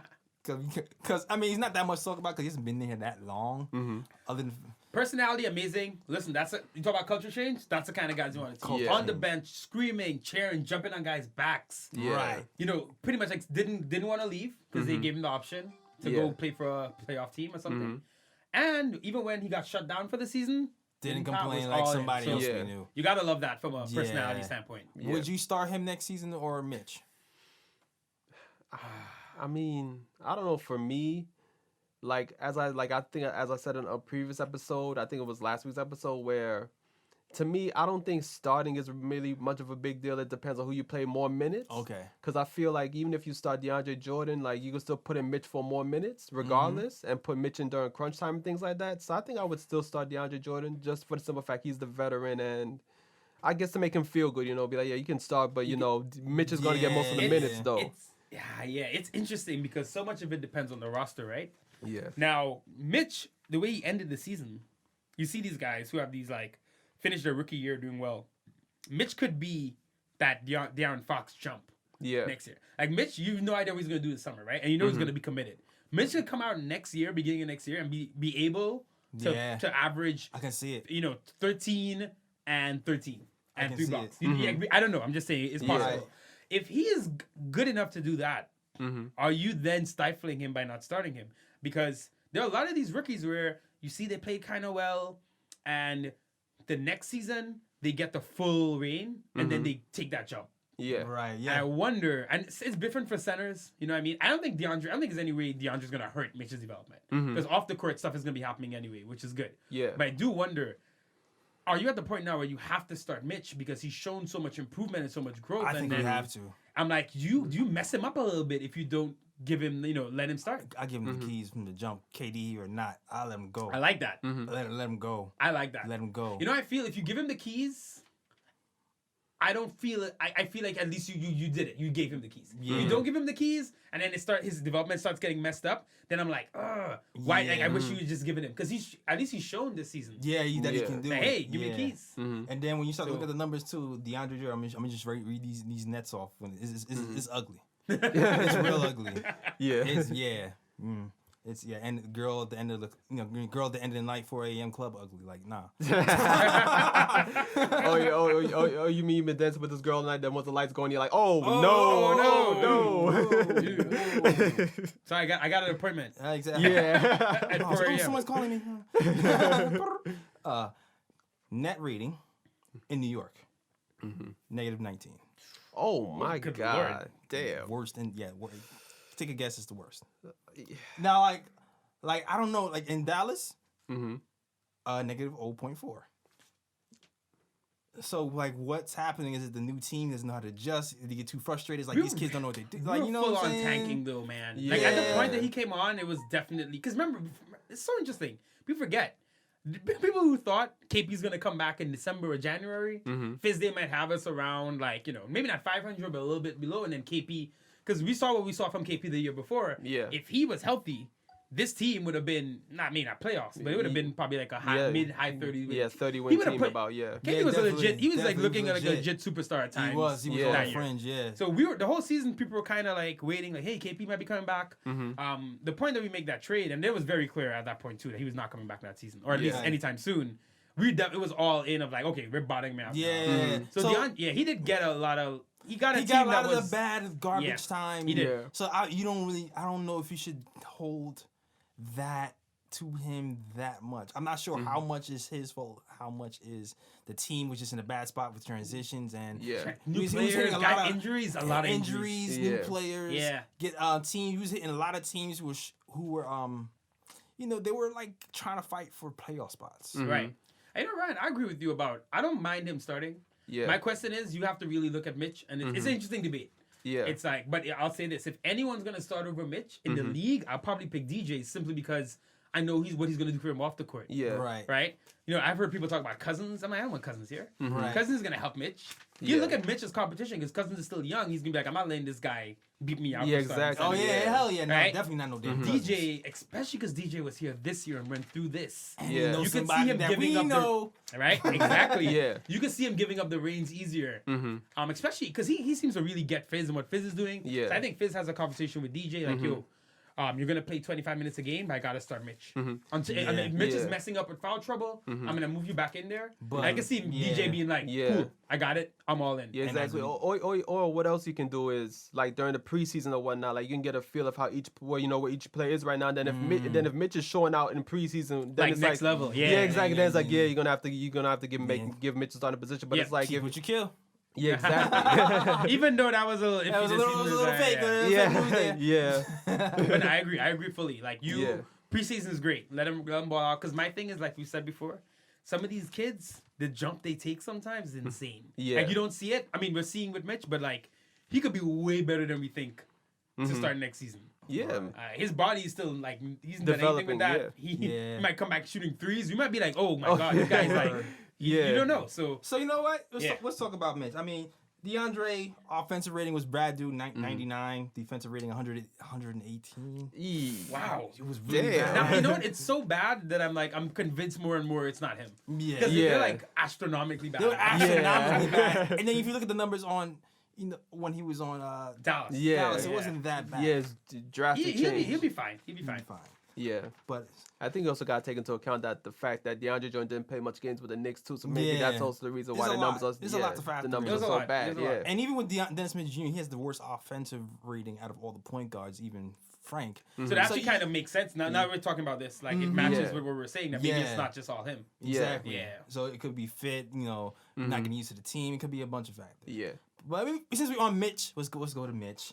7.3 points, 6.4 rebounds, 2.4 blocks. Big Mitch, as you guys say. If you watch Terry and Trey on it. Definitely check out the YouTube channel if you have not. Check us out. We met Mitch. We spoke to him. His favorite movie is Frozen. He spoke about that. So check out the old videos. Mitch is the man. There's not, I mean, we thought KP was the savior, but it's Mitch. Yeah. It really is Mitch. No matter what happens going forward, he's the one to me. I think there was a point where he could have been in a trade. I will not see any chance they trade him now. Nah. Not even for AD. And I really, I genuinely mean that. There was a point where I definitely thought it was a possibility. Like, he was high potential the whole season. January, February, March. But like kind of what he did since DJ came, I think, not just that, he's on a 4-year, 1 year's already gone. 3 years, right, left on his deal at an average of like 1.4 million per year. He might have the best value in the league. Like he might. Where other players gonna give you what he's giving you. You talk about you just brought up his stats. Those block ratings are nothing compared. They're nothing compared to what they're gonna be because he got a lot of exactly, got a lot of growing to do. zero block games earlier in the season. And he might get. He's gonna be close to 4 next year if he doesn't get foul trouble. You know what I mean? Absolutely. Like probably at his peak, he's probably gonna be average like 3.5 blocks a game and numbers like that. It's gonna be crazy. Like he was catching up to Miles Turner all season. Like I kept seeing him like the average getting higher and higher. And he ended up like I think he ended up second close to Miles, right? Yeah, like, second. If you just look at his last 2 months, he would have destroyed Miles. Definitely. Wouldn't even be close. You only played 20 minutes a game. Exactly. Yeah. For you to end up second in the entire league at 20 minutes a game. Insane. And you were injured for exactly. Oh yeah, he was injured for what, 20 games or so? Like Christmas, like right before Christmas through the new year, he was injured for a long time. So he's someone who like, man, he's giving you so much, and I think he's gonna. Like again, KP was a unicorn. I think I could see Mitch becoming all the things KP could do, but over time. And you know what I mean? With the 3-point shooting, with the little bit of handling. You never know. Yeah, it's true. And we've had this debate too about including Mitch in the trade for AD, if we would do that or not. Here's the thing with Mitch. I always go AD is a top 5 talent, and it's practical. I mean, like it's there. Mitch, he's not, but. The thing, if you want to argue to keep him, the best argument is if you look at the rate that he's improved over the last season, it's pretty freaking scary. Yeah. It's insane. You talk about top 5. No, Mitch will never have the repertoire that AD has. AD's a number 1 top talent. He was a point guard, which is why he learned how to dribble. Right. There's just so much going on with him. But you can't tell me that you can't see in the playoffs or something. Because look, there are a lot of centers that were better than Mutombo overall, right? They were better shooters or they were better in the post. But when it came to playoff time and it came to certain games, like what he's gonna do defensively could outweigh. Which sounds insane to say right now. I'm not even talking about I'm talking about in the distant future. But what he's gonna be able to do defensively, could be game breaking the way Steph Curry was game breaking. Oh yeah, exactly. A center, because they said he's gonna work on his lateral quickness this summer. That's one of the things they're gonna be working on, lateral quickness. They're gonna work on him even being able to defend even more guards coming off into the season. So like the ability to go to the 3-point line, block a shot, see if you can actually follow centers this offseason, and follow guards this offseason, and then go back to the center and guard them. That is something that not a lot of teams have. Yeah. That's the thing. It's all about what teams don't have, right? Yeah. Zion's interesting because you're like, what are you going to do? Yeah. You can't put a small guy. You can't put a big guy. What's going to happen at that next level? Right. Mitch, because what's weird about Mitch is you've seen young players be good and be exciting, but Mitch is exciting in a scary way, like you said. Like, it feels like everybody said this. He doesn't know what he's doing. And he's still doing it, but it almost feels like he's gonna destroy game plans. Yeah. When he as he keeps getting better, and sometimes a guy who destroys a game plan is better than a guy who's better than who's more talented or a better player because of what that one person's gonna do. It just rips up the whole playbook. Yeah. He has that quality about him. He definitely does. Like, this guy's game breaking. And he said he's gonna work on dribble. He said he's gonna work on shooting, and he's the the foul shooting has raised so much over the year. I think it's raised to 70. Yeah. He ended up end of the finishing season was 71%. knocking him down. Yeah. From the free throw line towards the end of the season, and you're like, where did this come from? How do you go from Quantum leaps. Yeah. How do you go from averaging 4 rebounds and now you're having 10? Like his best month, he averaged 11 points, 71% from the field, 73% from the free throw, 8.7 rebounds, 3.2 blocks. It's like, and then you could argue that April was his best month when he had 11.3 points, 75% from the field, 73% from the rebound from free throws, 9.7 rebounds, 2.3. Like he was going in and he was only the rebounds. And I'll say this again and again, the rebounds is what really solidified it for me. Like, there was always a fear that where are we getting these rebounds from? We have to have Enes Kanter here. That was a big deal, yeah. We have no one else who can rebound. But now that he's getting rebounds and blocking shots, you kind of feel like this summer when he came into free agency, we're not going to be frantically looking for a big man. To fill that hole. We have someone here who's filling that hole for only $1 million a year. Exactly. that value, man. Exactly. That's why I'm like, I can't trade this guy. You're building a championship roster. A guy who's making $1 million being that good, that's very important. Yes. Yeah, and then you have to look at it too, because you're gonna have, if we do end up re-signing DeAndre Jordan can still give you over 10 rebounds a game, and then Mitch, I can see Mitch developing into a type of player too, where he's gonna be like a double machine. Yeah, he showed it to end the season, right? Exactly. He is, like I said, it's scary watching him play for other teams because they're, of course, you look at, like, DeAndre Ayton's a great example to me, right? Technically a better player. Yeah. Better on offense. Obviously not better on defense at all, but just a more skilled player.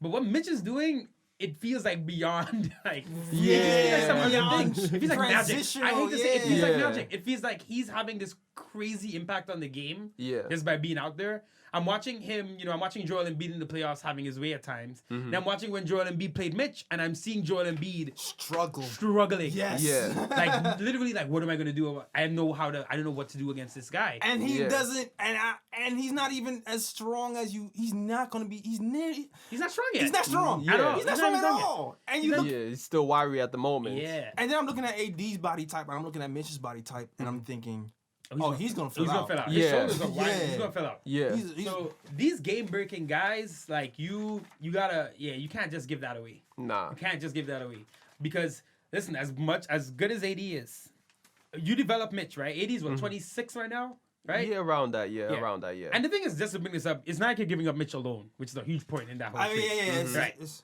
But let's say a couple years, we're in the finals, and Mitch is developed, and now he's playing AD. You tell me you can't see Mitch actually shutting AD down and frustrating him for a whole series. It's possible. I'm not saying it's possible. It's possible because the thing with Mitch is that, like, not only does Mitch defend the paint, he can also defend the perimeter as well. So it's like, where's AD gonna go? Where does AD really have the advantage? My thing is this counterpoint. Because I don't want to be too homer. Because AD is still AD. I'm being a homer.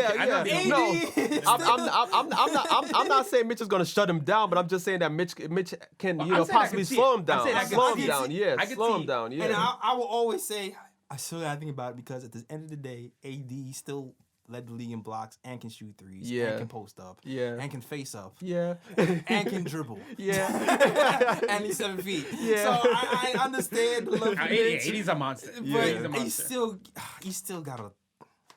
I don't know. That's what I'm saying. He still has injuries though, and like I said, you're gonna have to give up a lot for him. It's not just Mitch. That's the thing. That's the real thing. Is like you gotta give up a lot for him, and you gotta be able to sustain the books long term, and that might be harder to do if you have multiple guys with huge contracts. We got stuck, like kind of like we were with Amari and Stat. Exactly. One thing I would say is Amari and Melo. One thing I will say though about Mitch and AD and all that is, here's how the AD trade for me. It's either one, Kevin Durant says I need AD.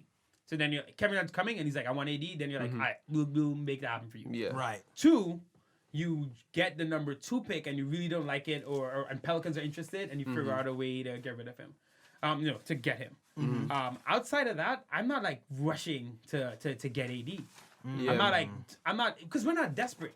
That's the thing. A lot of teams that are going for AD, Boston's at the end of their whole development rebuild thing. They get into a point where they have to do something. They have 3 picks this year or 4, whatever it is. They can't even sign those They can't sign those players. Their roster is full. Yeah, exactly. So they're gonna have to do something. Kyrie's about to leave. They're at a point where they need to make a decision. LA with LeBron, they're on a clock. Yeah. We aren't really on a clock. AD's obviously a great player. I feel you. We don't have to feel that pressure. I still true. feel like I don't know. I said it last time. I still feel like I don't know what they're thinking. And he's a free agent next year. That's the thing. That's the if you yeah. could Yeah, somehow 2020, find a way. Ooh. Well, you know what too? Like, what's so you call that deviating the plan? If you trade young assets for AD, who's also a young asset, Yeah. is that deviating from the plan? It depends on what you give up. Or is it still the plan because he's still 25? It depends on what you give up. Yeah. It depends because listen, that AD trade because his injury stuff.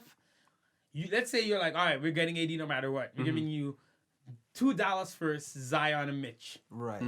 right? To- AD gets injured or AD doesn't pan out because listen, AD could be great and we could still not win. Yeah. Right? Yeah, And that's look, true, too. Look, be real. People have criticized him in New Orleans. He has Drew Holiday is an all-star player, great defensive player. Yeah. They need more on that roster. Don't get me wrong, but Because the crazy they have part, Mirotic as well. Like he is AD alone. He still hasn't been shown that he can completely carry a team. you know what it is? Even though he's an elite top 5 player. You know what it is too? It's like positions matter. Like at the end of the day, even if you have a top 5 big man, I feel like in this league, if you don't have a wing or A star guard wing, who can shoot and spread the floor And handle. and It's and important. facilitate, like It's not gonna matter. it's not going to matter how talented your 5-man is because someone has to give him the ball. Yeah. Yeah. Unless AD is running point guard. And you just give me the ball at the top, and I'm just backing them down from the 3-point line on down, or doing something like what the Nuggets are doing, where you just But kind then, of but you got Jokic? like Jokic's probably the best Yeah. passer Yeah. center Yeah. ever. So it's not even Yeah, like exactly. you're not gonna find that. You're Yeah. not gonna find that. But so Yeah. to me is people crap on him for that, but it's like you really as a big man can't really impact the game to me without a wing or a guard. And you have to think about it too. Like even though AD had he did have good players in New Orleans, but he never played alongside a great he player. never had a star. Yeah. You know what he I'm never had a saying? star. Yeah. Like, you comparing Drew Holiday to Damian Lillard. and Exactly. Yeah, he Russell never- Westbrook. yeah. Yeah, he never- all these monsters out here in the West. He never had that next monster with him. Yeah, exactly. Yeah. I mean, he did. DeMarcus. DeMarcus- I forgot. I mean, technically, And that was a weird fit. But it was. Yeah. You know what's funny? I think they were kind of figuring it out near the end, but it was a weird fit just having Yeah. your 2 best players be in Big this man. era. Yeah, Yeah. big man. The Yeah. 5 and the 4. It's Like it's lot. cool to have, but it's at the end of the day you still have the same problem. Yeah, and then I felt like too, like once DeMarcus Cousins went down with the injury, I felt like New Orleans played better without DeMarcus Me Cousins. too. there. Oh yeah, right after they started playing me better. too. Yeah, they definitely did. But I gotta ask this then. So if we're talking about this, what's your AD trade? My AD Ooh. trade, I think, Really realistic. I think I would do Zion Knox 2 first rounds. Ooh, which 2? R2 or a mix? Like I could do a mix. So Zion, let me see, Zion, Kevin, and 2 firsts. Unprotected? Nah, protected. All right, what's yours, Ryan? Yes, I'm interested just to hear it. Yeah.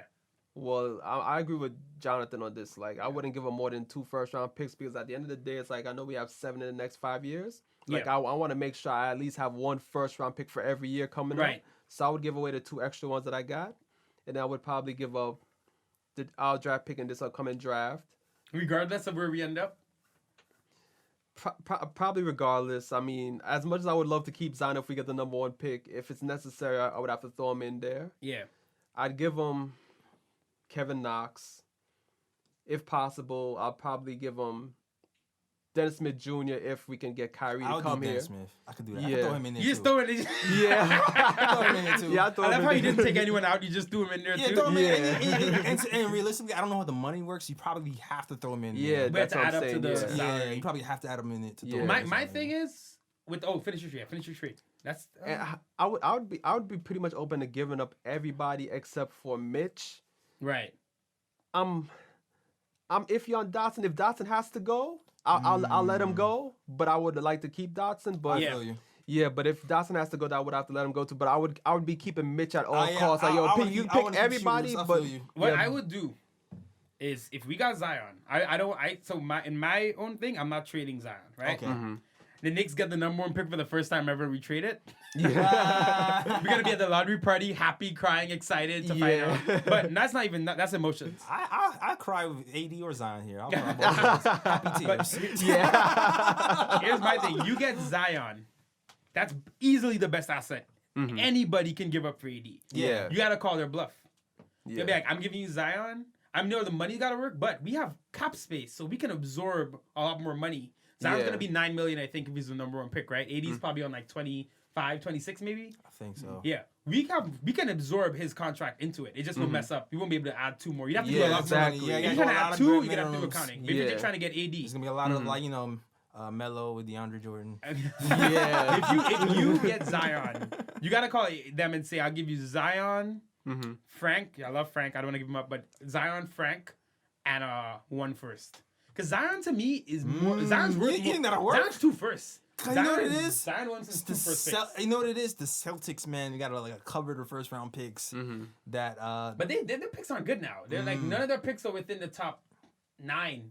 Well, that Yeah, that like I saw it changes. because they did that. Yeah, they're like 24, 20, 18. Like they're not getting AD. Oh. I mean, they might if they add in, really want to add in something big. So But that changes a lot. I'm pretty. Listen, Yeah. That changes a lot. Do you look Zion? Because Zion is not just a player. Zion is marketing. Right, Selling right, out right, tickets. right. Yeah. #1 jersey in the league. You tell New Orleans is not a big market. You Yeah. tell them, listen, you're gonna lose your star. And Lonzo, and these guys aren't moving the ball. They're gonna Yeah. they probably will be more desperate for Zion because of their market and they We want tell you, something to. I give you Zion, Frank, and a top 10 protected first. Take it or leave it. If you're in the New Orleans, Hardball Perry. if you are the Pelicans, right? And you're like, I got Zion Williamson lining up as a New Orleans Pelican for 4 years at least. Or 31st round picks in the South, 22nd. Right? 20, or Lonzo 20 range and rounds. Ingram, these guys you gotta pay anyway soon. Yeah. Zion will listen. Zion's gonna catapult any team he goes to. Yeah, you're right. This is LeBron level hype. I don't think he's LeBron level player, but in terms of hype, he's way more hype than AD and anyone else. This is look at how he plays. Athleticism, dunks, excitement. Yeah. Number one jersey in the league next year, Zion Williamson. Yeah. Watch, it's gonna be #1 unless KD comes to New York. That's true. Yeah, You're yeah. right about that. Number 1, Shit. 2. Yeah. Sales definitely up. Yeah, exactly. Yeah, but Zion is a beast in terms of just like it's not just him on the court; it's everything else. Yeah. So it'll be a big deal. But it'll be interesting to see what they do. It'll be interesting to see what they do. Yeah. All right, and Yeah. I'm gonna transition into the Fizz conversation. Yeah, we have to get the Fizz. All Only right. because my man Sweeney's hit me up on the text. He's like, "Yo, I'm ready. I'm ready to go in." Let's do it. This Bring is him on. this is the first time we doing the call-in feature within this show, and I didn't want to. Okay. So we gonna see how this goes. We gonna see how this goes. I'm calling Alright. right now. I didn't even tell him he was gonna call this second, but we gonna see if he actually answers the phone when he sees this weird number from Google. My man, Pick up. my man Schwinn, what you doing? Pick up. What up, bro? That's me, bro. That's us. Answer your phone.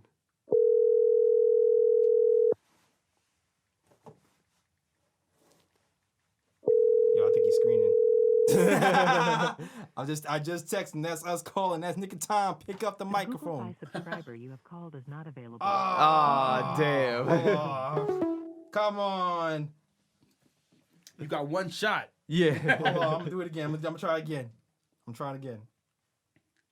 It's Perry on draft night working the phones. Yeah. He said he didn't get. He said he's not getting the call. Wait, how you not getting the call? Let's see. We're gonna try this one more time. All right. The anticipation. He's not getting the call. We'll see if I know I have the right number.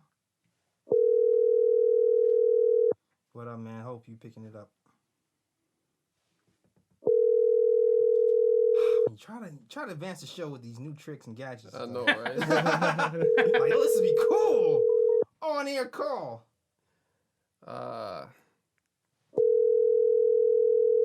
He just logged into Wi-Fi. He's gonna try again. Hopefully we get it this time, guys. The Google Fi subscriber you have called is not available. Oh, Leave a Damn. message after the tone. All right. I mean, you know what? I'm gonna ask you guys to talk about Fizz while I work on this call. All right. Right, you want to start? Oh, well, like What do you more- give Fizz out of 10? I want to hear. Fizz out of 10? I'd probably give him a. I don't want to be too harsh because I know what he was trying to do this season. I'd probably give him a 7. Yeah, I was going to say like 6.5. Yeah, because yeah. Because, I mean, at the end of the day, it's like the team only won 17 games. So I think you have to hold that against them regardless. Yeah, I don't get the idea that, like, oh, it's cool. Because I know, here's the thing. Yeah, we tanked and whatever. I know for a fact Fizdale did not come here thinking about, I'm going to get the worst. We're going to get 17 wins. Exactly. He was trying to win games. We were 4-8 at one point. Yeah. And then everything else happened. But Yeah, we were trying to win games. I think they thought this season would be like a 31 win. Yeah, like but around a lot there. of progress from the kids. Yeah. You know. Yo, wait, I think we here. We here? Yeah. Yo, Oh, Sweeney? yeah. All right. You hear me? You hear me, Sweeney? You hear us? Hello? Damn, false alarm. Hello? Is he still there? Sweeney, did you hear us? Damn it. Oh, man. and we did. Hello? Hello. Hey, do you hear us? I can't hear you for a reason. You can't hear us? Hang up and try again, if possible. Okay, I'm gonna hang up and try again. Is he hearing us at all? Or is he just talking? I think he's just talking. Did he? Maybe he's hearing you. I don't know. I don't know. I don't know. That made it seem like that he can't hear any of us, so I'm not Yeah. really sure. Oh man, you might have to kill the segment. If that's the case. All right. Let's try it again. Let's try this last time. If it don't happen this time, then we just gonna talk about Fizz by ourselves. Even though I really wanted to win on there. Oh my god. Can you get him to do a recording? Like sending something? Yeah, we could. I mean, Yeah, it would be I know it's for not the same, but It's not the same. I want the Yeah. interaction. Yeah. But all right, hold on, guys. Let me keep talking. Let me try this again. All right. Well, with Fizdale, what I didn't agree with him a lot of times with it is the rotations, because I feel like he gave some players a bit too much leeway compared to other players. Like, for example, like he was a guy that preached defense all season, but yet he let guys like Tim Hardaway Jr., Emmanuel Moody, etc., give them so many different chances, but never benched them. But then players like Frank, who actually puts an effort on the defensive end, he would bench players like that and have them ride behind him and like Dotson, for example. Right. Yeah, Dawson got a random benching for no reason. Exactly. Yeah. So that's like the one thing like I'm really against Fizdale, but overall, like I like the way that he developed the players. Like I like Mitch's development. I like the way Kevin Knox came on towards the end of the season. I like the way Alonzo Trier played throughout the season and things like that. So, so with Fizdale, that's why I give him like more so a higher rating than a lower rating. Yeah, I agree. I mean, I agree in some ways. I think, in most ways, honestly, I think he was tasked with a lot. The fact that we had no in-team squabbling in a 17-65 is incredible. Yeah. Honestly, listen, we're down to the last month of the season, and he still had guys playing hard, Yeah. riding for him. He still had a positive attitude. That means a lot. Yeah. It's why I'm telling you, that's why he got hired. He went into that interview and he was so charming. Perry and Mills were like, "Yo, this is the guy." Yeah. And you look at the summer, that's the kind of guy you want in these meetings. Mm-hmm. So he has that whole side of him, just as a person, that makes him a better coach or member of the organization, because he's going to give you so much stuff off the court that's important. Yeah. And in New York, it's super important. You got to be able to talk to the media, keep things calm, whatever it is. Now, with the coaching itself, I felt like the rotations, yes. I think the problem is that he prioritized aggressiveness or aggression more than anything else. Yeah. So to me, he would talk about defense, but almost like he didn't mean defense, he just meant guys playing aggressive. Yeah. So you would see Moutier play really aggressive and Timmy play aggressive, and he would be like, yeah. And then Frank may not play aggressive, even though he might be trying to do the right thing or play defense. Yeah. Hey, do you hear us? Hello? Hey, Sween, can you hear me? This is Jonathan Ellis from the KOC Show. Can you hear me? I think we're having the same problem. I'm assuming you can hear me, but I can't hear you at all. Damn, all right, man. Well, I think it's gonna. that kills the segment, I guess. can't hear you because I literally I don't even know if you're talking right now or not.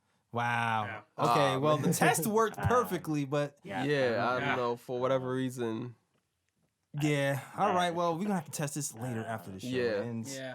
sorry, guys. I was trying to have a Well, treat my- for y'all from posting and toasting. Really quick thoughts on David Fizdale as the head coach. I can give them to you right now without any prompts. and you Yeah, guys go can- right ahead. Go ahead. Yeah. Yeah, just text him. Just text him. All Go right, ahead. hold on. Yeah. I've been really hard on Fizdale before. I don't coach. I think it matters his players want to play for him. I think it matters that they like him, and that really they never quit during the season. I do wonder whether or not he really has a plan offensively, or if that plan is good. I'm not totally sure of that.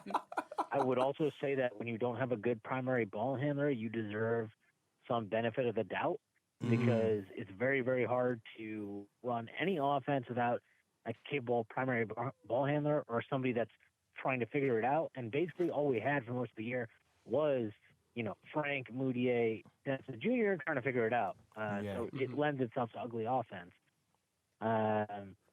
So, I worry about that. And then I also worry about whether or not he's totally legit when he talks about his commitment to defense, because, he went away from the one 5-man lineup that had a really good defense with Frank at points pretty quick and never went back to it, even though every other unit he put out there sucked.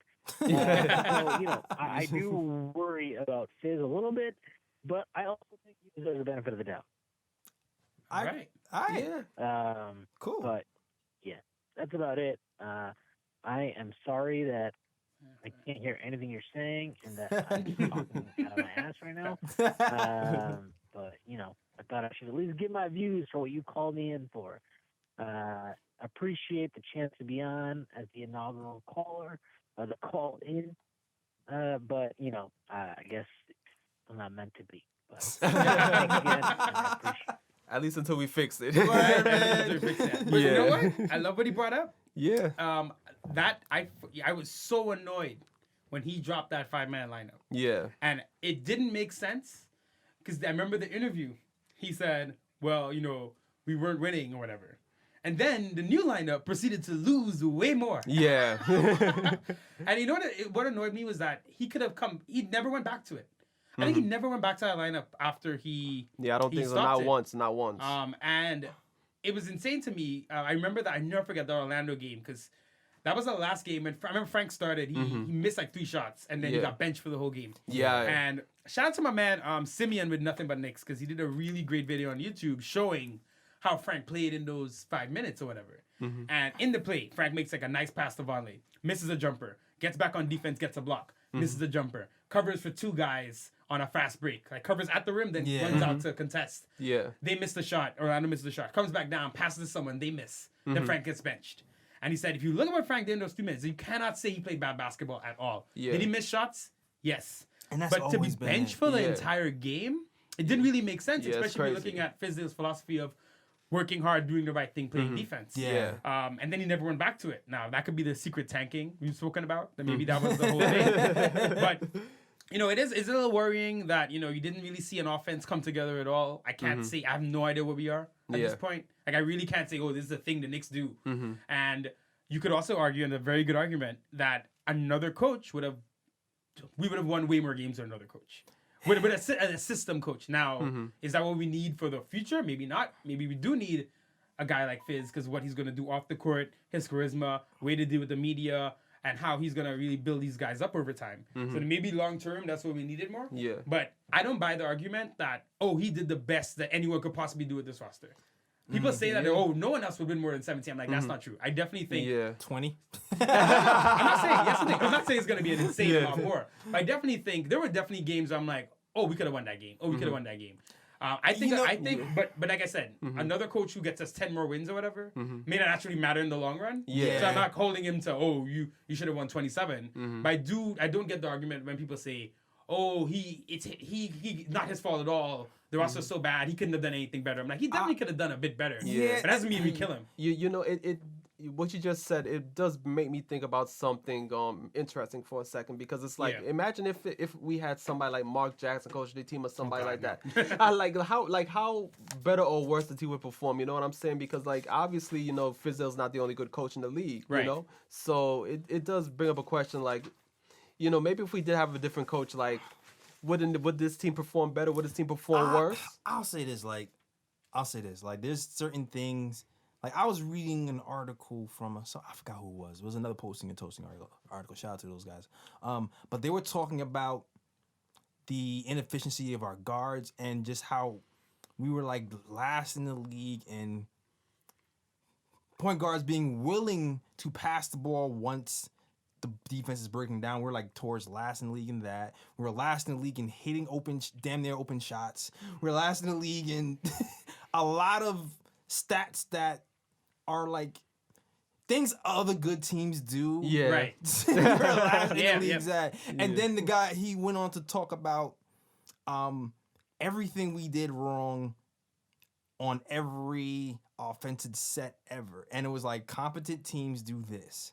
Knicks. Competent teams, can make the pocket pass. Competent teams flare to the side. Like, and it seems like as the more and more I read, it came clear to me that we don't have guys on this team who have the IQ yet to execute a lot of the simple offensive schemes that Fizz is doing. Right. And I think if we get actual veterans in here who know more of the schemes and know instinctively what to do, then more things like that would happen.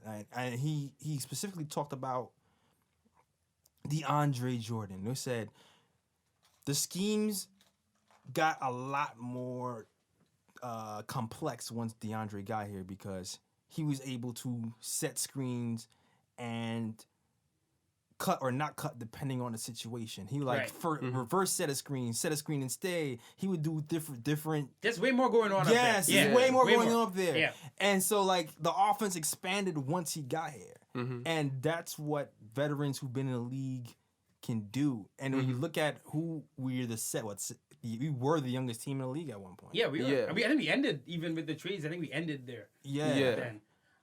So I do feel like a lot of it is we just don't have the horses right now, and we don't have the veterans who can grasp these concepts and no, you're not supposed to cut right now. Right. You're supposed to wait a beat, then cut. Okay. Yeah. And honestly, I agree. I agree in the sense that this is the flip side of it. I think Fizdale can have an astronomical jump next year with veterans. Yes. Because he seems like the coach for those guys. Right. So it's two things, right? Like I said, if you want to judge Fizdale on this season alone, I can tell you, without a shadow of doubt in my mind, there are coaches who would have gotten more out of this roster. We may have had them in more of a system, because there's some guys who are great at system stuff. Like they may not be able to work with stars, but you give them just like 10 random basketball players, they'll make sure that they find something to work for them, and it's like very legit. It's very structured, and you know what's going to happen, right? Fizdale was definitely freelance, go out there, play, whatever. Yeah. But for the long term, he probably is the guy. That's how I feel. And he may not be the guy to take us to the chip. But I think, because sometimes, like Mark Jackson, we brought him up, he took Golden State to a point where they needed that new guy to come in and flip the switch. Yeah. I definitely think no matter what, there's not a coach right now that the Knicks, for everything we needed from being a bad culture place, trying to improve our reputation in the league, being a more players-friendly team, reclamation project, so many things that we've been trying to do, and that goes beyond the court. I can't think of another person that would have done it and had the personality to do it the way Fizdale is doing it. But there will be a point where his tactical acumen will be under real scrutiny. And next season could be that point. And next season will be that point. It just depends on if you get stars, it's going to be a lot sooner. If we're still young, my question is, if no one comes and we kind of go run it back, how many wins are we going to get? And to me, that kind of judges like how good do you think Fizdale is and will be if we don't get anyone. Because then I'm like, I don't know. Like then it comes down to, okay, because it just seems like he's saving a lot of stuff. It seems like I even heard that he's like he started changing the defensive concepts towards the end of the year, because he's like, I'm going to prepare for the type of players that I want to have on the team, and I want people to get used to running these type of defensive schemes. So that's why I buy that. That's why I don't really fully bail on him. Like, okay, well, maybe he is kind of thinking long term, and he really is trying to keep things simple for these guys and just have them, play out. And then you look at what he did with the Grizzlies as well. He had them as a top 7 defensive team in the league, and I think when he left, they slipped down to like what? But they had that. Wasn't that the year when Conley and Gasol were injured? One thing that's interesting about his Grizzly thing, because you brought it up, they were also like last in the league in assists when he was there. Yeah. Which is really interesting, considering I didn't really put the blame on. I mean, I did sometimes. I did feel like he prioritized not just ISO ball, but kind of hero ball and go out there, get yours. Yeah. More so than like, let's really come up with a scheme. Yeah. But like you said, it's anyone who's out on Fizdale now, way too soon. Yeah. That like it's just, you cannot do it. You could criticize him for the season, but you can't say you're done with him because you can't judge him on this. No, you can't. You can criticize him. You can criticize him. Give him a full on final judgment. Right, exactly. Like matter of fact, like the type of coach Fizdale is, from what I've seen from his time with the Grizzlies and with the Knicks, is like some coaches, like you said, they're system coaches. Like no matter where they go, they just implement a system there and they get the right players to fit that system. I think Fizdale's more the coach that he adapts to what he has. Yep. You know what I'm saying? So it's like in Grizzlies, like, because you have to remember, before he came to the Grizzlies were a team that they grinded it out. They played strong defense. Offense, they played half court. They weren't the team to run up and down the court. So he came to the team and he was like, you know what? This is this team's identity. So I'm just going to keep that identity. You know, maybe change up a few things, but at the end of the day, they're going to still play like how they've been playing. Nah, I mean, but the thing though too is I know he tried to switch it up the next season. The solid beef. With the threes and but I get your point. Yeah. You know what? I'll say this: he's probably more Phil Jackson than Greg Popovich, which is the best way to put it.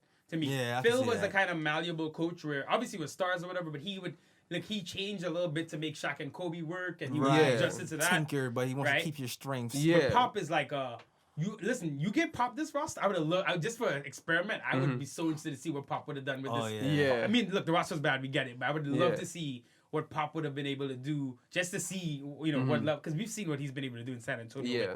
Random guys, Bryn Forbes, Derek White. All these guys, So I'm like, but like you said, Fizdale, I agree with you, Ryan. Like, he's adjustable, and I think for New York, is probably what we need, especially with at this stage. I want him in that meeting. It's so funny. In that meeting, I'm like, if he walks in, he puts on that smile, I'm excited to see what he's going to say. And I know KD and these guys are going to love talking to him. He had KP out of his hands, so he had him tweeting excited for like a day. Can't trust that. You can't trust that snake, though. You can't trust the snake. You can never trust the snake. Even Fitz didn't do it. But New York needs a big personality kind of coach, right? And he fits the bill. Even though he may not be what everyone wants for everything, but like, I don't know if that system guy could work here long term. Yeah. So I want a system guy's assistant. That would be dope. That's the thing. Keith Smart. Let's talk about Keith Smart. I don't really know what he did this season. Yeah, I don't know either. I'm not sure how smart he was. But Caleb Canales, I like.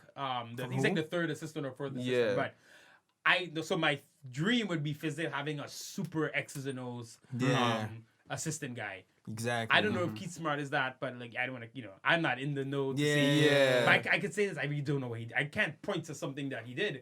Whereas with some good teams, you can kind of see, he's doing that. This is what he does for that team. Yeah, kind of like with the Rockets and Fizdale, because Mike D'Antoni is he's an offensive coach, and he needs somebody that'll coach the defense, and Fizdale is the guy that comes in and he's gonna be the guy to have the Rockets play, the type of defensive scheme that they play. I was always open to having Jeff as an assistant. I was always kind of open to Jeff that. Hornacek?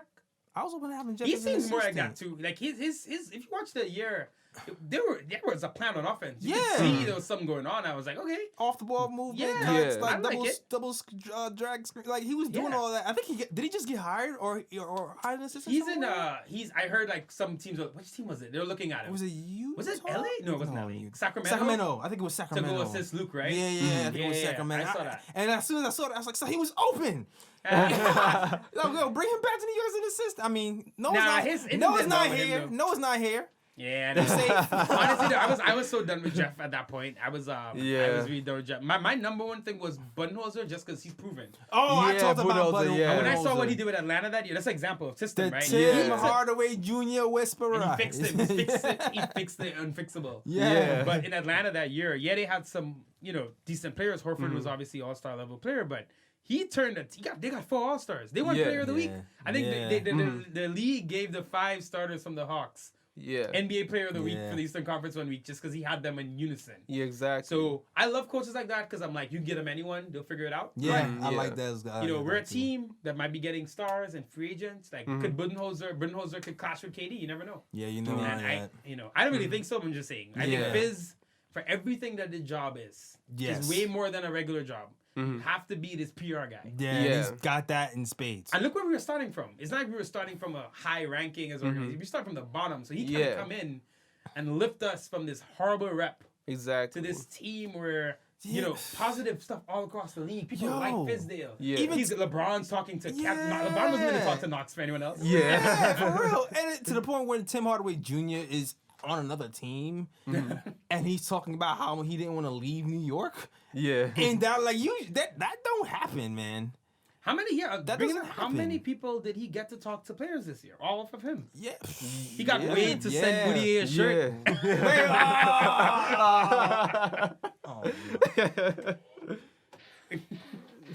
He got Wade to do it. You say some Moutier didn't get. He didn't. No. Nah, you already know Fizdale Wade is cool from the Miami days. So Wow, but you know, getting LeBron to talk to Knox is not a small thing. Nah, that's a big that's thing. culture. That's good. Yeah. And he's getting, you know, him getting DJ to buy in the way he did. Like I said, it's so much more that goes into the job. Yes. I give him a 9 or a 10 out of 10 on that PR and because morale, man. Just keeping the morale of this Yeah. team good when you're the last team. You and dead the last media in the just league. waiting. Remember that time he called out Berman? He was like, Berman, we're winning. You got Yeah, no yeah. got That's no- it today? I love it. Okay. I love it. Oh man. I love it. And you can only see if we're good and we're exciting and we're that team in the league, how much he's gonna be even better at that Oh stuff. Yeah. exactly. And he's done so much for our rep in 1 year, man.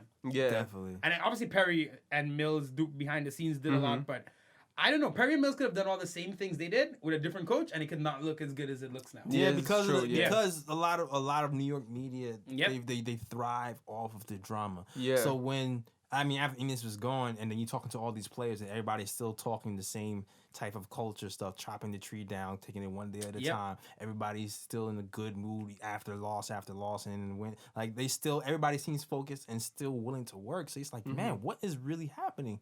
And then you have all these other reporters kind of echoing the same sentiment that like the Knicks actually still look happy. They actually are still a tight knit team. Yeah. And for us to be where we are, that's saying a lot. Yeah. That's It saying is. a lot. It's year one. You know, definitely a scratch. But you know, I think the culture the cultural building blocks were put in. But next season, you gotta be honest. Regardless of who's on the team, it's gonna be tougher. we have It's to gonna be see tougher. progress. Yeah, we gotta Yeah. see I gotta progress. feel, and not even wins really, but I gotta look at the team and feel like, okay, they're doing something very specific here, Word. Yeah. and they're trying to make it work. Maybe it's not working, maybe it is whatever. But then I'm like, all right, now I'm seeing that we're getting. Who do you feel is Yeah. gonna be here next? Like, let's say we get KD. Okay, We whiff on Kyrie, and we gotta like start to bring some of these guys back. what about the draft though? Because that's a big thing. Who do we get in this scenario? KD and Zion. I'm All just right. saying KD, Zion. Okay, All right. Kyrie's like, I'm staying with the Celtics. are we trying? Oh, so are we done with free agency, or can I give you Kemba? You know what? Because that's interesting to me. Because if you're saying we're still in free agency, we're not getting Kyrie, then I'm like, Kemba. All right, we got Kemba. okay, because I would Okay. 100% take Kemba if we have KD. Okay. I wouldn't take him alone, but I'd take him with KD. Yeah, I definitely would take him with KB. You know what it is too? Like I know there's guys on this team who I like Yeah. Dotson. That to me, I always say Dotson, Mitch Trier. I think I would bet money that they will have a good season next season. Yeah. Like they're gonna take the next step. There's other guys who you're like, they're on the bubble. What can they do? Like would you like to Vonleh, Cornette, Mario, or like what do you do with those guys? That's That's like who are you betting money on that they can do something Do next something, season?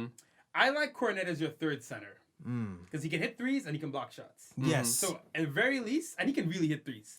Like Luke was bombing it this year. Yeah. So I know, you push comes to shove, you gotta play him. You're gonna get. It's like there's a lot of these backup centers in the league that suck. Yeah. And Yeah. they're just big and they can kind of rebound. But that's it. Cornette Yeah. actually has a real skill set. Like you can actually throw him the ball and let him shoot threes, which I like for your third center. Noah Vonleh, I was all in on him early. Man, he fell off kind of bad at the end. Yeah, he Yeah, did. we talked all about that last week. Yeah. And I'm kind of like, He's on the feel you bubble. couldn't get someone else. I don't think you need him. Mm. I feel like, yeah, he looked, he did a lot good stuff, but I'm like, you could get that on the market somewhere. You think so? If at a price that you like, Vonleh's not gonna be a long-term building block if he comes back next year, right? No. It's not like we're depending on him to be the 4. Yeah. Right. So I'm like, if you even got an older guy who's like 30 but knows what he's doing, like what's his name? Jermichael Green, right? Right. Yeah. He's not 30 yet. I think he's like 28, but Fizdale loves him. him and Fizz, he got good because of Fizz at Memphis. That's Yeah. right. That's right. Like he played him, put him in the 4, did all that stuff. I'm like, if I get JaMychal Green for the same money, even though he's 4 years old or whatever, Yeah. I'm not gonna be, because we're building a roster. We're not trying to build a building block. Right, it's true, right. yeah. And then Mario, another interesting one, because Mario's I keep saying this. I feel like Mario's gonna be 28, and he's gonna be a good player at 28. But I don't know if he's gonna be on one team for the next Yeah. year. He might go bounce around. And, Yeah. I thought about Yeah. the Mario thing. Like, I don't think we even have the room or the mental space to develop Mario the way he should be developed. Like, I don't think Such a weird guy, man. we have too Such many a other weird guy. priorities to actually To like put the time in that put he the would time need, right? into it. Not that he can't be good, but he needs time. Yeah. Needs time. It's kind of this. It's kind of almost the same situation as Frank, because it's like it's not even just potential, but it's just competition. You know what I'm Right. saying? Like, you have Mario now. Mario without Knox here. Okay, run Just wild. go in, right? Yeah. Knox is here. Wait a minute. You can't let you do that. You can't let Yeah. you do that. And now you talk about having KD here too. Now it's like, right. Yeah. Frank, though, is the most interesting one. Simply because out of all these guys, he's the only one who feels like he's going to be way better with better players around him. Whereas I can see Dennis Smith, like some guys like Dennis Smith who needs the ball in his hands. I can see him struggling next to stars. Yeah. Where Yeah. he's a shooter. He can't do all the stuff he does. Right. But Frank, on the other hand, because he doesn't want to do anything but like do the little things. Yeah. He could be. I can see him now. He has a lot of work to do, regardless. But yeah. he's the kind of guy. It's so weird with him because he seems like of all our players, seems like he's gonna take such a jump. Not even stats wise, just like how he plays with stars around him. That's the thing. Yeah, and a matter of But, fact, we were talking about this like a few episodes ago, like a while ago, and I was saying basically the same thing. Like, I think Frank would fit in fine with next to a KD and a Kyrie and players like that because he's not gonna be the type of player that's gonna like hold on to the ball. He's gonna promote the ball movement. But the things that he needs to improve his jumper though. In case He does have that. The really, jumper is- it really is the jumper to me, man. The jumper is huge. It's really The jumper is huge. comes down to, can you hit a jump shot with Frank? Yeah, If Frank could hit 40% from 3, right. Yeah. Not That's even it. that. If he gives you 37, it's good. 37, but Because his defense is still there. It's not what it's not.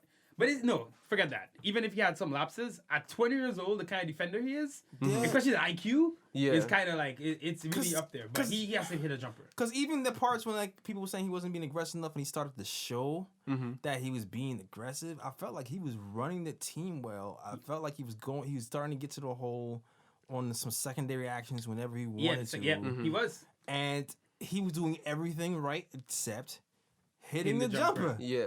So it's like He's so weird though. That's the thing. He's such a weird player. Most young draft picks, young lottery guys, they need the ball. They need to play to get Right. better. Right. You know that if you put another star, they're gonna get buried and they won't improve as much. If you had, even he might be better than him now, but rookie year, CJ McCollum, for example, let's say he was on the Jazz and now Donovan had to come off the bench for CJ. Yeah. Donovan would have developed slower, 100%. Exactly. But Yeah. Frank is so weird, where I could see him actually being way better just because there are better players around him and how he wants to play. Whereas I can see Dennis Smith not doing as well when other guys have the ball. Yeah, because it's not his game. Yeah, because when people talk about their starting lineups, and I heard some weird lineup like, oh, we get Kyrie, we'll have Dennis Smith and Kyrie, and I'm just like, no, That's not gonna No. work. I'm sorry, I just No. don't see. no, I no, don't no. see it. Yeah, you got Dennis Smith needs to Have the play ball. and have the ball and have freedom. I just don't. Maybe as a backup, but even As a then, backup. I think it would work if Dennis Smith actually could shoot the ball. Yeah, That's the yeah, problem. That's the that would thing. be If he huge. could actually shoot the ball, then it's different because you have to think about it in Boston. Like, it kind of works with Kyrie and Rozier in the same backcourt. Like, both players are But they point can guards. shoot. But that's what I'm saying. Yeah. Rozier can shoot You gotta though, shoot. so it makes a difference. But I mean, but Smith Jr. not having a jump shot, And that makes Dennis- it harder. And if Dennis Smith doesn't have the ball in his hands and he's not making jumpers, what's the point of him on the court? Yeah, exactly. That's the There's problem. nothing Yeah. he's gonna do that's gonna benefit because he's not Right. can't do anything off ball. Right. Yeah. And he's a decent point guard defender, but not one you would want to be your point guard defender. Yeah. Because he's not above and beyond anything. It Yeah. just doesn't make sense to me. It's like, yeah. schematically. So I don't know. Let's get okay. So let's do the hypothetical because you were talking about next season, right? So you got Kemba at the 1. I think we're saying Kemba. We're going with Kemba. Right. All right. So I Kemba at the 1. We're not so Kemba and KD are the 2 guys we get, right? Yeah. If we get Zion, we got Kemba and KD. Mm-hmm. Then Dotson's your 2. Right. That's my 2. Yeah. anyway. Dotson's your 2. That's my 2. Solid defense. You can shoot the 3. Mm-hmm. You got KD at the 3. Yeah. Zion at the 4. Yeah. Yeah. Who's the 5? Mitch or DeAndre? Mitch all day. So let me see. So KD and Kemba are the older guys, and they're playing with kind of mid-career Dot because he's older. He's like 25, 26. Yeah. Baby Zion, baby Mitch. Yeah. You probably got to start DeAndre then. Now I'm thinking about it because you're gonna have to kind of. You can't put KD with all kids. That's Yeah. You know what it is, too? But it's Yeah. I still would do it because I understand like the greenness problem, but I feel like Mitch and Zion together are so athletic and so their motor is so high. Yeah, it would be kind of insane. I think they'll be able to make up for the lack of like and intelligence. And on top of that, Mitch, I fully expect Mitch to come back this year with that jump. with the taking a huge jump schematically and in this game. So, and even looking at Zion, eye test, it seems like his defensive instincts already Yeah, good, yeah. are like he's off the It'll charts. Yep. So definitely. I don't think they'll struggle for that much that long. I feel like they'll get it pretty quickly. But look at the bench though.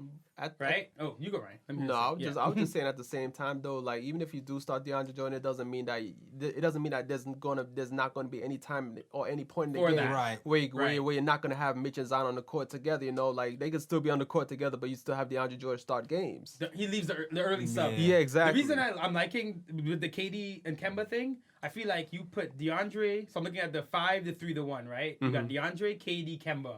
And you fill in with Dot and Zion. I like that because then you get Knox and Mitchell together off the bench, which is nasty. So you get Frank if he's still here, Dennis Smith if he happens to be on the team. So you have Dennis as the backup point guard. You got Trier. Yeah. You can actually run out your lineup of Mitch at the 5, Knox at the 4, Frank at the 3, Trier at the 2, and Dennis Smith Jr. at the 1. If that's your bench, that's an exciting bench. That's basically the starting lineup right now. So I mean, it has been with a lot. Yeah. So you're kind of running a lot of teams out the gym because you got all these young, crazy, athletic, exciting guys on the bench. Exactly. It could be a really fun bench unit of them just coming in and picking up where KD and Cole leave off. Yeah, So, and what I would like to see is that if that happens to be the case, what I would like to see is because you're gonna have KD here and you're gonna have veterans here that have a type of winning mentality and attitude. So it's like I want to see how those guys are gonna cultivate those guys because those guys are gonna have to grow throughout the season so they can get ready for the playoffs and things like that. I just want to see how they're going to grow and how they're going to play once the playoffs come along that season. That's going to be the real test. you would need the last 2 guys on that team would have to be super vets. Yeah. Like if you run up the rookie the sophomore, junior class of the backups, which is Frank Trier, that whole group, then the last 2 guys on the roster are gonna have to be some vets, serious man. vets. I feel like we're gonna have who can play, not just like dead weight. Like, vets who can. I mean, Frank's not getting it going. He can come in if Melo's Dennis coming. Smith. You know what I mean? Melo, bringing Melo back. Melo is his entire own podcast. That whole Melo comeback. Bring him back. Are you all? He's wearing the 7. He's wearing the 7 shirt. I ain't wearing. Bringing Melo back. Yeah. Are you all in? I wouldn't mind it. I wouldn't. I mean, as like veteran minimum off the bench. he has I to wouldn't know his mind role it. though. Yeah, like that's the thing. There has to be a conversation. I was happy for him to leave, right? At Yeah. the point, I was like, I mean, yes. yeah, we all. I think we were all. Yeah. Gone. But so what's weird is here's what I can't separate. How much of this is Nostalgia. it'd be cool to have him on the team, no, which is like, no, we have a good team, he's a vet leader, or us feeling bad for him. Because Both. we would be called, Yeah, both. probably If Melo both. was Yeah. playing in the playoffs now, right? On the bench for the Rockets or whatever, and he's actually playing 20 minutes, 50 minutes a game, whatever. But he's we know he's gonna be a free agent. Would we really care if he came back? I don't think we would at all. We feel bad for him. That's really what it is. I think it's like 80% us feeling bad. Yeah, because it's like he it's never a got a mix. farewell tour. Right. Yeah. It's like the He league felt gave like up on him. Yeah, and like the league did give up on him, and he's like a liability in certain instances. He's not as bad as it seems. But it's not. He's not useless. He's Yeah. not, right? He can have a role in the NBA. He still can get buckets and posts and shoot Yeah. 3, and they can still do some of that. And so it's like he has, but it's like damn, the ego got to go. You can't- Right. Yeah. This is my thing, because I caught myself saying it too. I'm like, yo, Melo would be good vet president off the bench. And I thought to myself, If I only want him on the team because I feel bad for him. That's actually 90% of the reason. Because if Melo was doing well and he was fine, right? Oh. Yeah, if Melo was doing well and he was fine, I don't think I would be caring if he came back at all next year. yeah. Yeah. And you know what? We're gonna end the show right there, unless you have a bruh pick, man. You have any bruh picks this week? Oh, there's an obvious bruh pick from yesterday though. Okay, all right. So we're gonna have us one bruh pick, and then we're gonna be out of this because we've been going. We've been talking. Yeah. Yo, we've been going. Yo, thanks Terry for Yeah, showing no up, problem. man. Great episode. Yeah. So the one bruh pick I have is Rockets versus the Warriors. I don't know if y'all were watching the game yesterday, but the game went into overtime, and the Rockets, they won the game. James Harden hit a big 3-pointer. Yep. He hit a big floater in the lane, which I think put the Rockets up, by 5 at that moment. And then Steph Curry had the ball. In that situation, you want to score a quick 2 so you can foul them on the next possession and extend the game. So my dude was driving. The Rockets let him go. They're like, yo, take the easy layup. Oh yeah. Yeah. Steph drives to the basket. I guess Steph was like, you know what, my hops are feeling lovely today. Oh my god. So Of all days, right? exactly, it's like, my hops feel lovely today. So instead of taking the easy layup, Oh, he Lord. tries to dunk it and he gets rejected by the rim. What is up with Steph doing embarrassing stuff in the playoffs? Listen, I don't know, the man. mouth guard a couple years ago, in the finals, he had that. I think this was regular season this year. We had that slip. Remember he Oh slipped, airballed the 3. Yeah. What year did he have the game on the line? He dribbled it off his foot and rolled out of bounds. No, you know what it was? Was it the finals when he did the behind the back pass? Yeah. Oh yeah, The turn the ball 3-1 over. the 3-1 Yeah, finals. yeah, Yeah, turn the 3-1 ball over. finals. Yeah. You know what it is with Steph? I actually feel a little bad for him. I could see that he's like, you could see that he's under, like he's stressed. Like he's kind of like, why am I playing so badly? Yeah. It is. The physicality is kind of crazy in the playoffs, but he's gonna have to find a way because he takes these crazy shots and he plays so loose. Yeah. Right. And he has to find a way to play well controlled. Yeah. And it's something like, look at The CP. balance, Yeah, it's a yeah. balance you Yeah. gotta learn because when it's bad, it looks way worse than it looks for other players because he's Yeah. still taking these 38-foot jumpers and you're like, what are you doing? Yeah. And yeah, it's right. good when it's going in, when it's not. Well, it's not. Yeah. It's like Yeah. damn. When he's bricking dunks. I think he missed like 2 layups right before that. So I think he was like, I gotta dunk this one. But Yeah. the basketball gods are like, nah. Yeah. Steph Curry's one of those players where it's like, I think it's because he feels like he's such a great player that he plays nonchalant at times. Yeah. Right. You know, He's a little too cocky. You gotta Exactly. respect the game sometimes, man. And sometimes he needs to just be a point guard more. Yeah. Yeah. You know what I mean? Get in your point guard mode. But if KD leaves, He'll so be back interested to to see that. what happens. What Yeah. happens to him He'll- next year and how whatever they do. Word. Yep. So, one and only Yes. goes to Steph Curry. Yes. All right, man. We have officially. I think we've talked about every important player there is In the to league. Yeah. Pretty much. I think we spoke about LeBron got into this. Yeah. Yeah. Frank Williams got into this. Yeah. Marty Collins. Yeah, everybody important. And if you check back the last 2 episodes, we reviewed DeAndre, all the point guards, Kadeem, everybody except for Kadeem Allen. I mean, we did Kadeem Allen, except Yeah, for we like did. Henry Ellison, and I'm not getting into. I'm sorry, I'm not doing. it's not- I'm Yeah. not doing a. He's not gonna. And John Jenkins. I'm not doing a deep dive into Henry Ellison and John Jenkins. Sorry. And I was tempted to talk about Lance, but I left that alone. I almost don't feel like even I like him as a person. I feel like there's no point talking about his game. Yeah, it's Yeah. I not. think there's anything he does in his game that's Yeah. worth any discussion. Really. It's not really. Yeah. It's not. It's being really honest. He's 30. It's not. It's not nothing. Yeah. Yeah, exactly. He's Like, a decent defender. yeah. Yeah. Exactly. That's it. That's all it comes down to. Yeah, exactly. That's it. Lance Thompson is basically that player that he doesn't get much playing time, but he's the captain of the team. Yeah. That's basically Herb what it Williams. is. Yeah. Damn. Ah, yeah. Herb Williams in a uniform. Yeah, pretty much. Pretty much. I love you, though, Lance. Shout out to the captain. Of course. Yes. Shout out to the Yes. captain. Of course, great show, guys. Yo, great show. I wish the call came in as I planned, but we got something. Yeah. Yeah, Shout out you to can- you Sweeney. can make it work. Yeah, Yeah. we're gonna test that afterwards and make sure that actually works next time. I Yes. thought we tested it before and it Yeah, worked. It worked, yeah. But technology's weird, dog. Mm-hmm. But It is, it anyway, that is our show. That is Nick of Time show. Yo, shout out to Terry, man. Thanks for being here, man. Always, man. Yo, give me your info where to find you and all that stuff, dog. All right, so we're on YouTube. Took a little break, a little hiatus, but we're coming back soon. NYK, Terry and Trey. Check us out on Instagram, same handle. On Twitter, I'm active there. We got a week till The lottery, I'm not going to be here. I'm going to be in Punta Cana with my girlfriend. Hey. But I'm going to be watching it, of course. I already told her Tuesday night, I'm sorry, we're not doing anything. We're going to be at the bar watching the lottery. But yeah, I'm like, let's go, Knicks. Thanks for having me. It was a pleasure, as always. I'm definitely going to be back. Word. Yes. And damn it, yo, where's this damn flyer, dog? Because we are having like a draft party. Oh. But the lottery party, right? I mean, the lottery party. Yeah, we're having a lottery party. It's gonna be hosted by Knicks Film School, Posting and Toasting. The whole crew. The whole crew. All the Knicks Twitter's gonna be there. Knicks Fan TV, Nick Time Show. Ryan, you coming through? It's Tuesday, right? Yeah, it is Tuesday. After work, I'll stop through. What's funny too, the lottery, there's like a whole hour at the beginning where it's just them talking.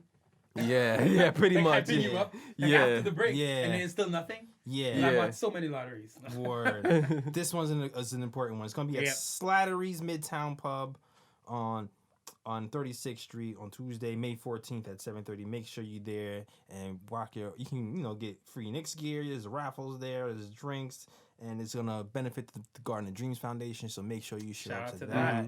And support your guys, the KOT show, and everybody else on Knicks Twitter. Yes. All right. So that's our show. Where can they find you, my guy? You can find me on IG at Sir G is chillin'. Sir G is chillin'. That's SIR. G is CHILLIN. And yeah, I've been on a bit of a hiatus too with the writing. But once we figure out where the Knicks are going to draft in this year's draft, then I'll get some articles out depending on where the Knicks pick. Because obviously, if the Knicks pick number 1, there's not going to be much to talk about because we all know Zion is coming. Zion. Deep dive into wine. Yeah. I mean, you can always do, should we trade Zion for AD? Yeah, but you already know, That's a deal. You can definitely do a deep dive into that. If you I one. mean, that's a conversation. Yeah, or like I can like maybe write something where how Zion will fit in on the Knicks or something like that. There you go. The options. We got options. Pretty That's much. what we need. Perry said it. We need options. Yes. That's what we got. That's all. You got that cat flexibility, bro. Yes, sir. All right. And you know how I am. I'm Jealous Draws Things. That's JELLIS. Draws things, no $S, because I draw things. I haven't drawn anything in mad long because I've been working on this podcast show stuff. Shout out to everybody. Dash Radio. You can listen to us on YouTube, SoundCloud, iTunes, Google Play, Spotify, all of that. Tape cassette, DHS, DHS, 8-track, VR. Google the Nick and Top Show. Oh man. And you'll find us. And yeah, that is all. That is our show. Great show. Man, you can come whenever you want. I always said open invitation, man. Yes, sir. I'm coming back. After we get Zion, I'm coming back. Putting it out into existence. Yeah, speaking into existence. All right. And now we are out of here. Thanks for listening to us. Yeah. Peace. Peace and love out to where you from, but all about the world they ever come. Say again, bright lights, big city, bright lights, big city. Gonna do what I'm supposed to do, represent for my New York City crew. Say again, bright lights, big city, bright lights, big city. New York, big city of dreams. I'm coming straight out. New York, big city of dreams.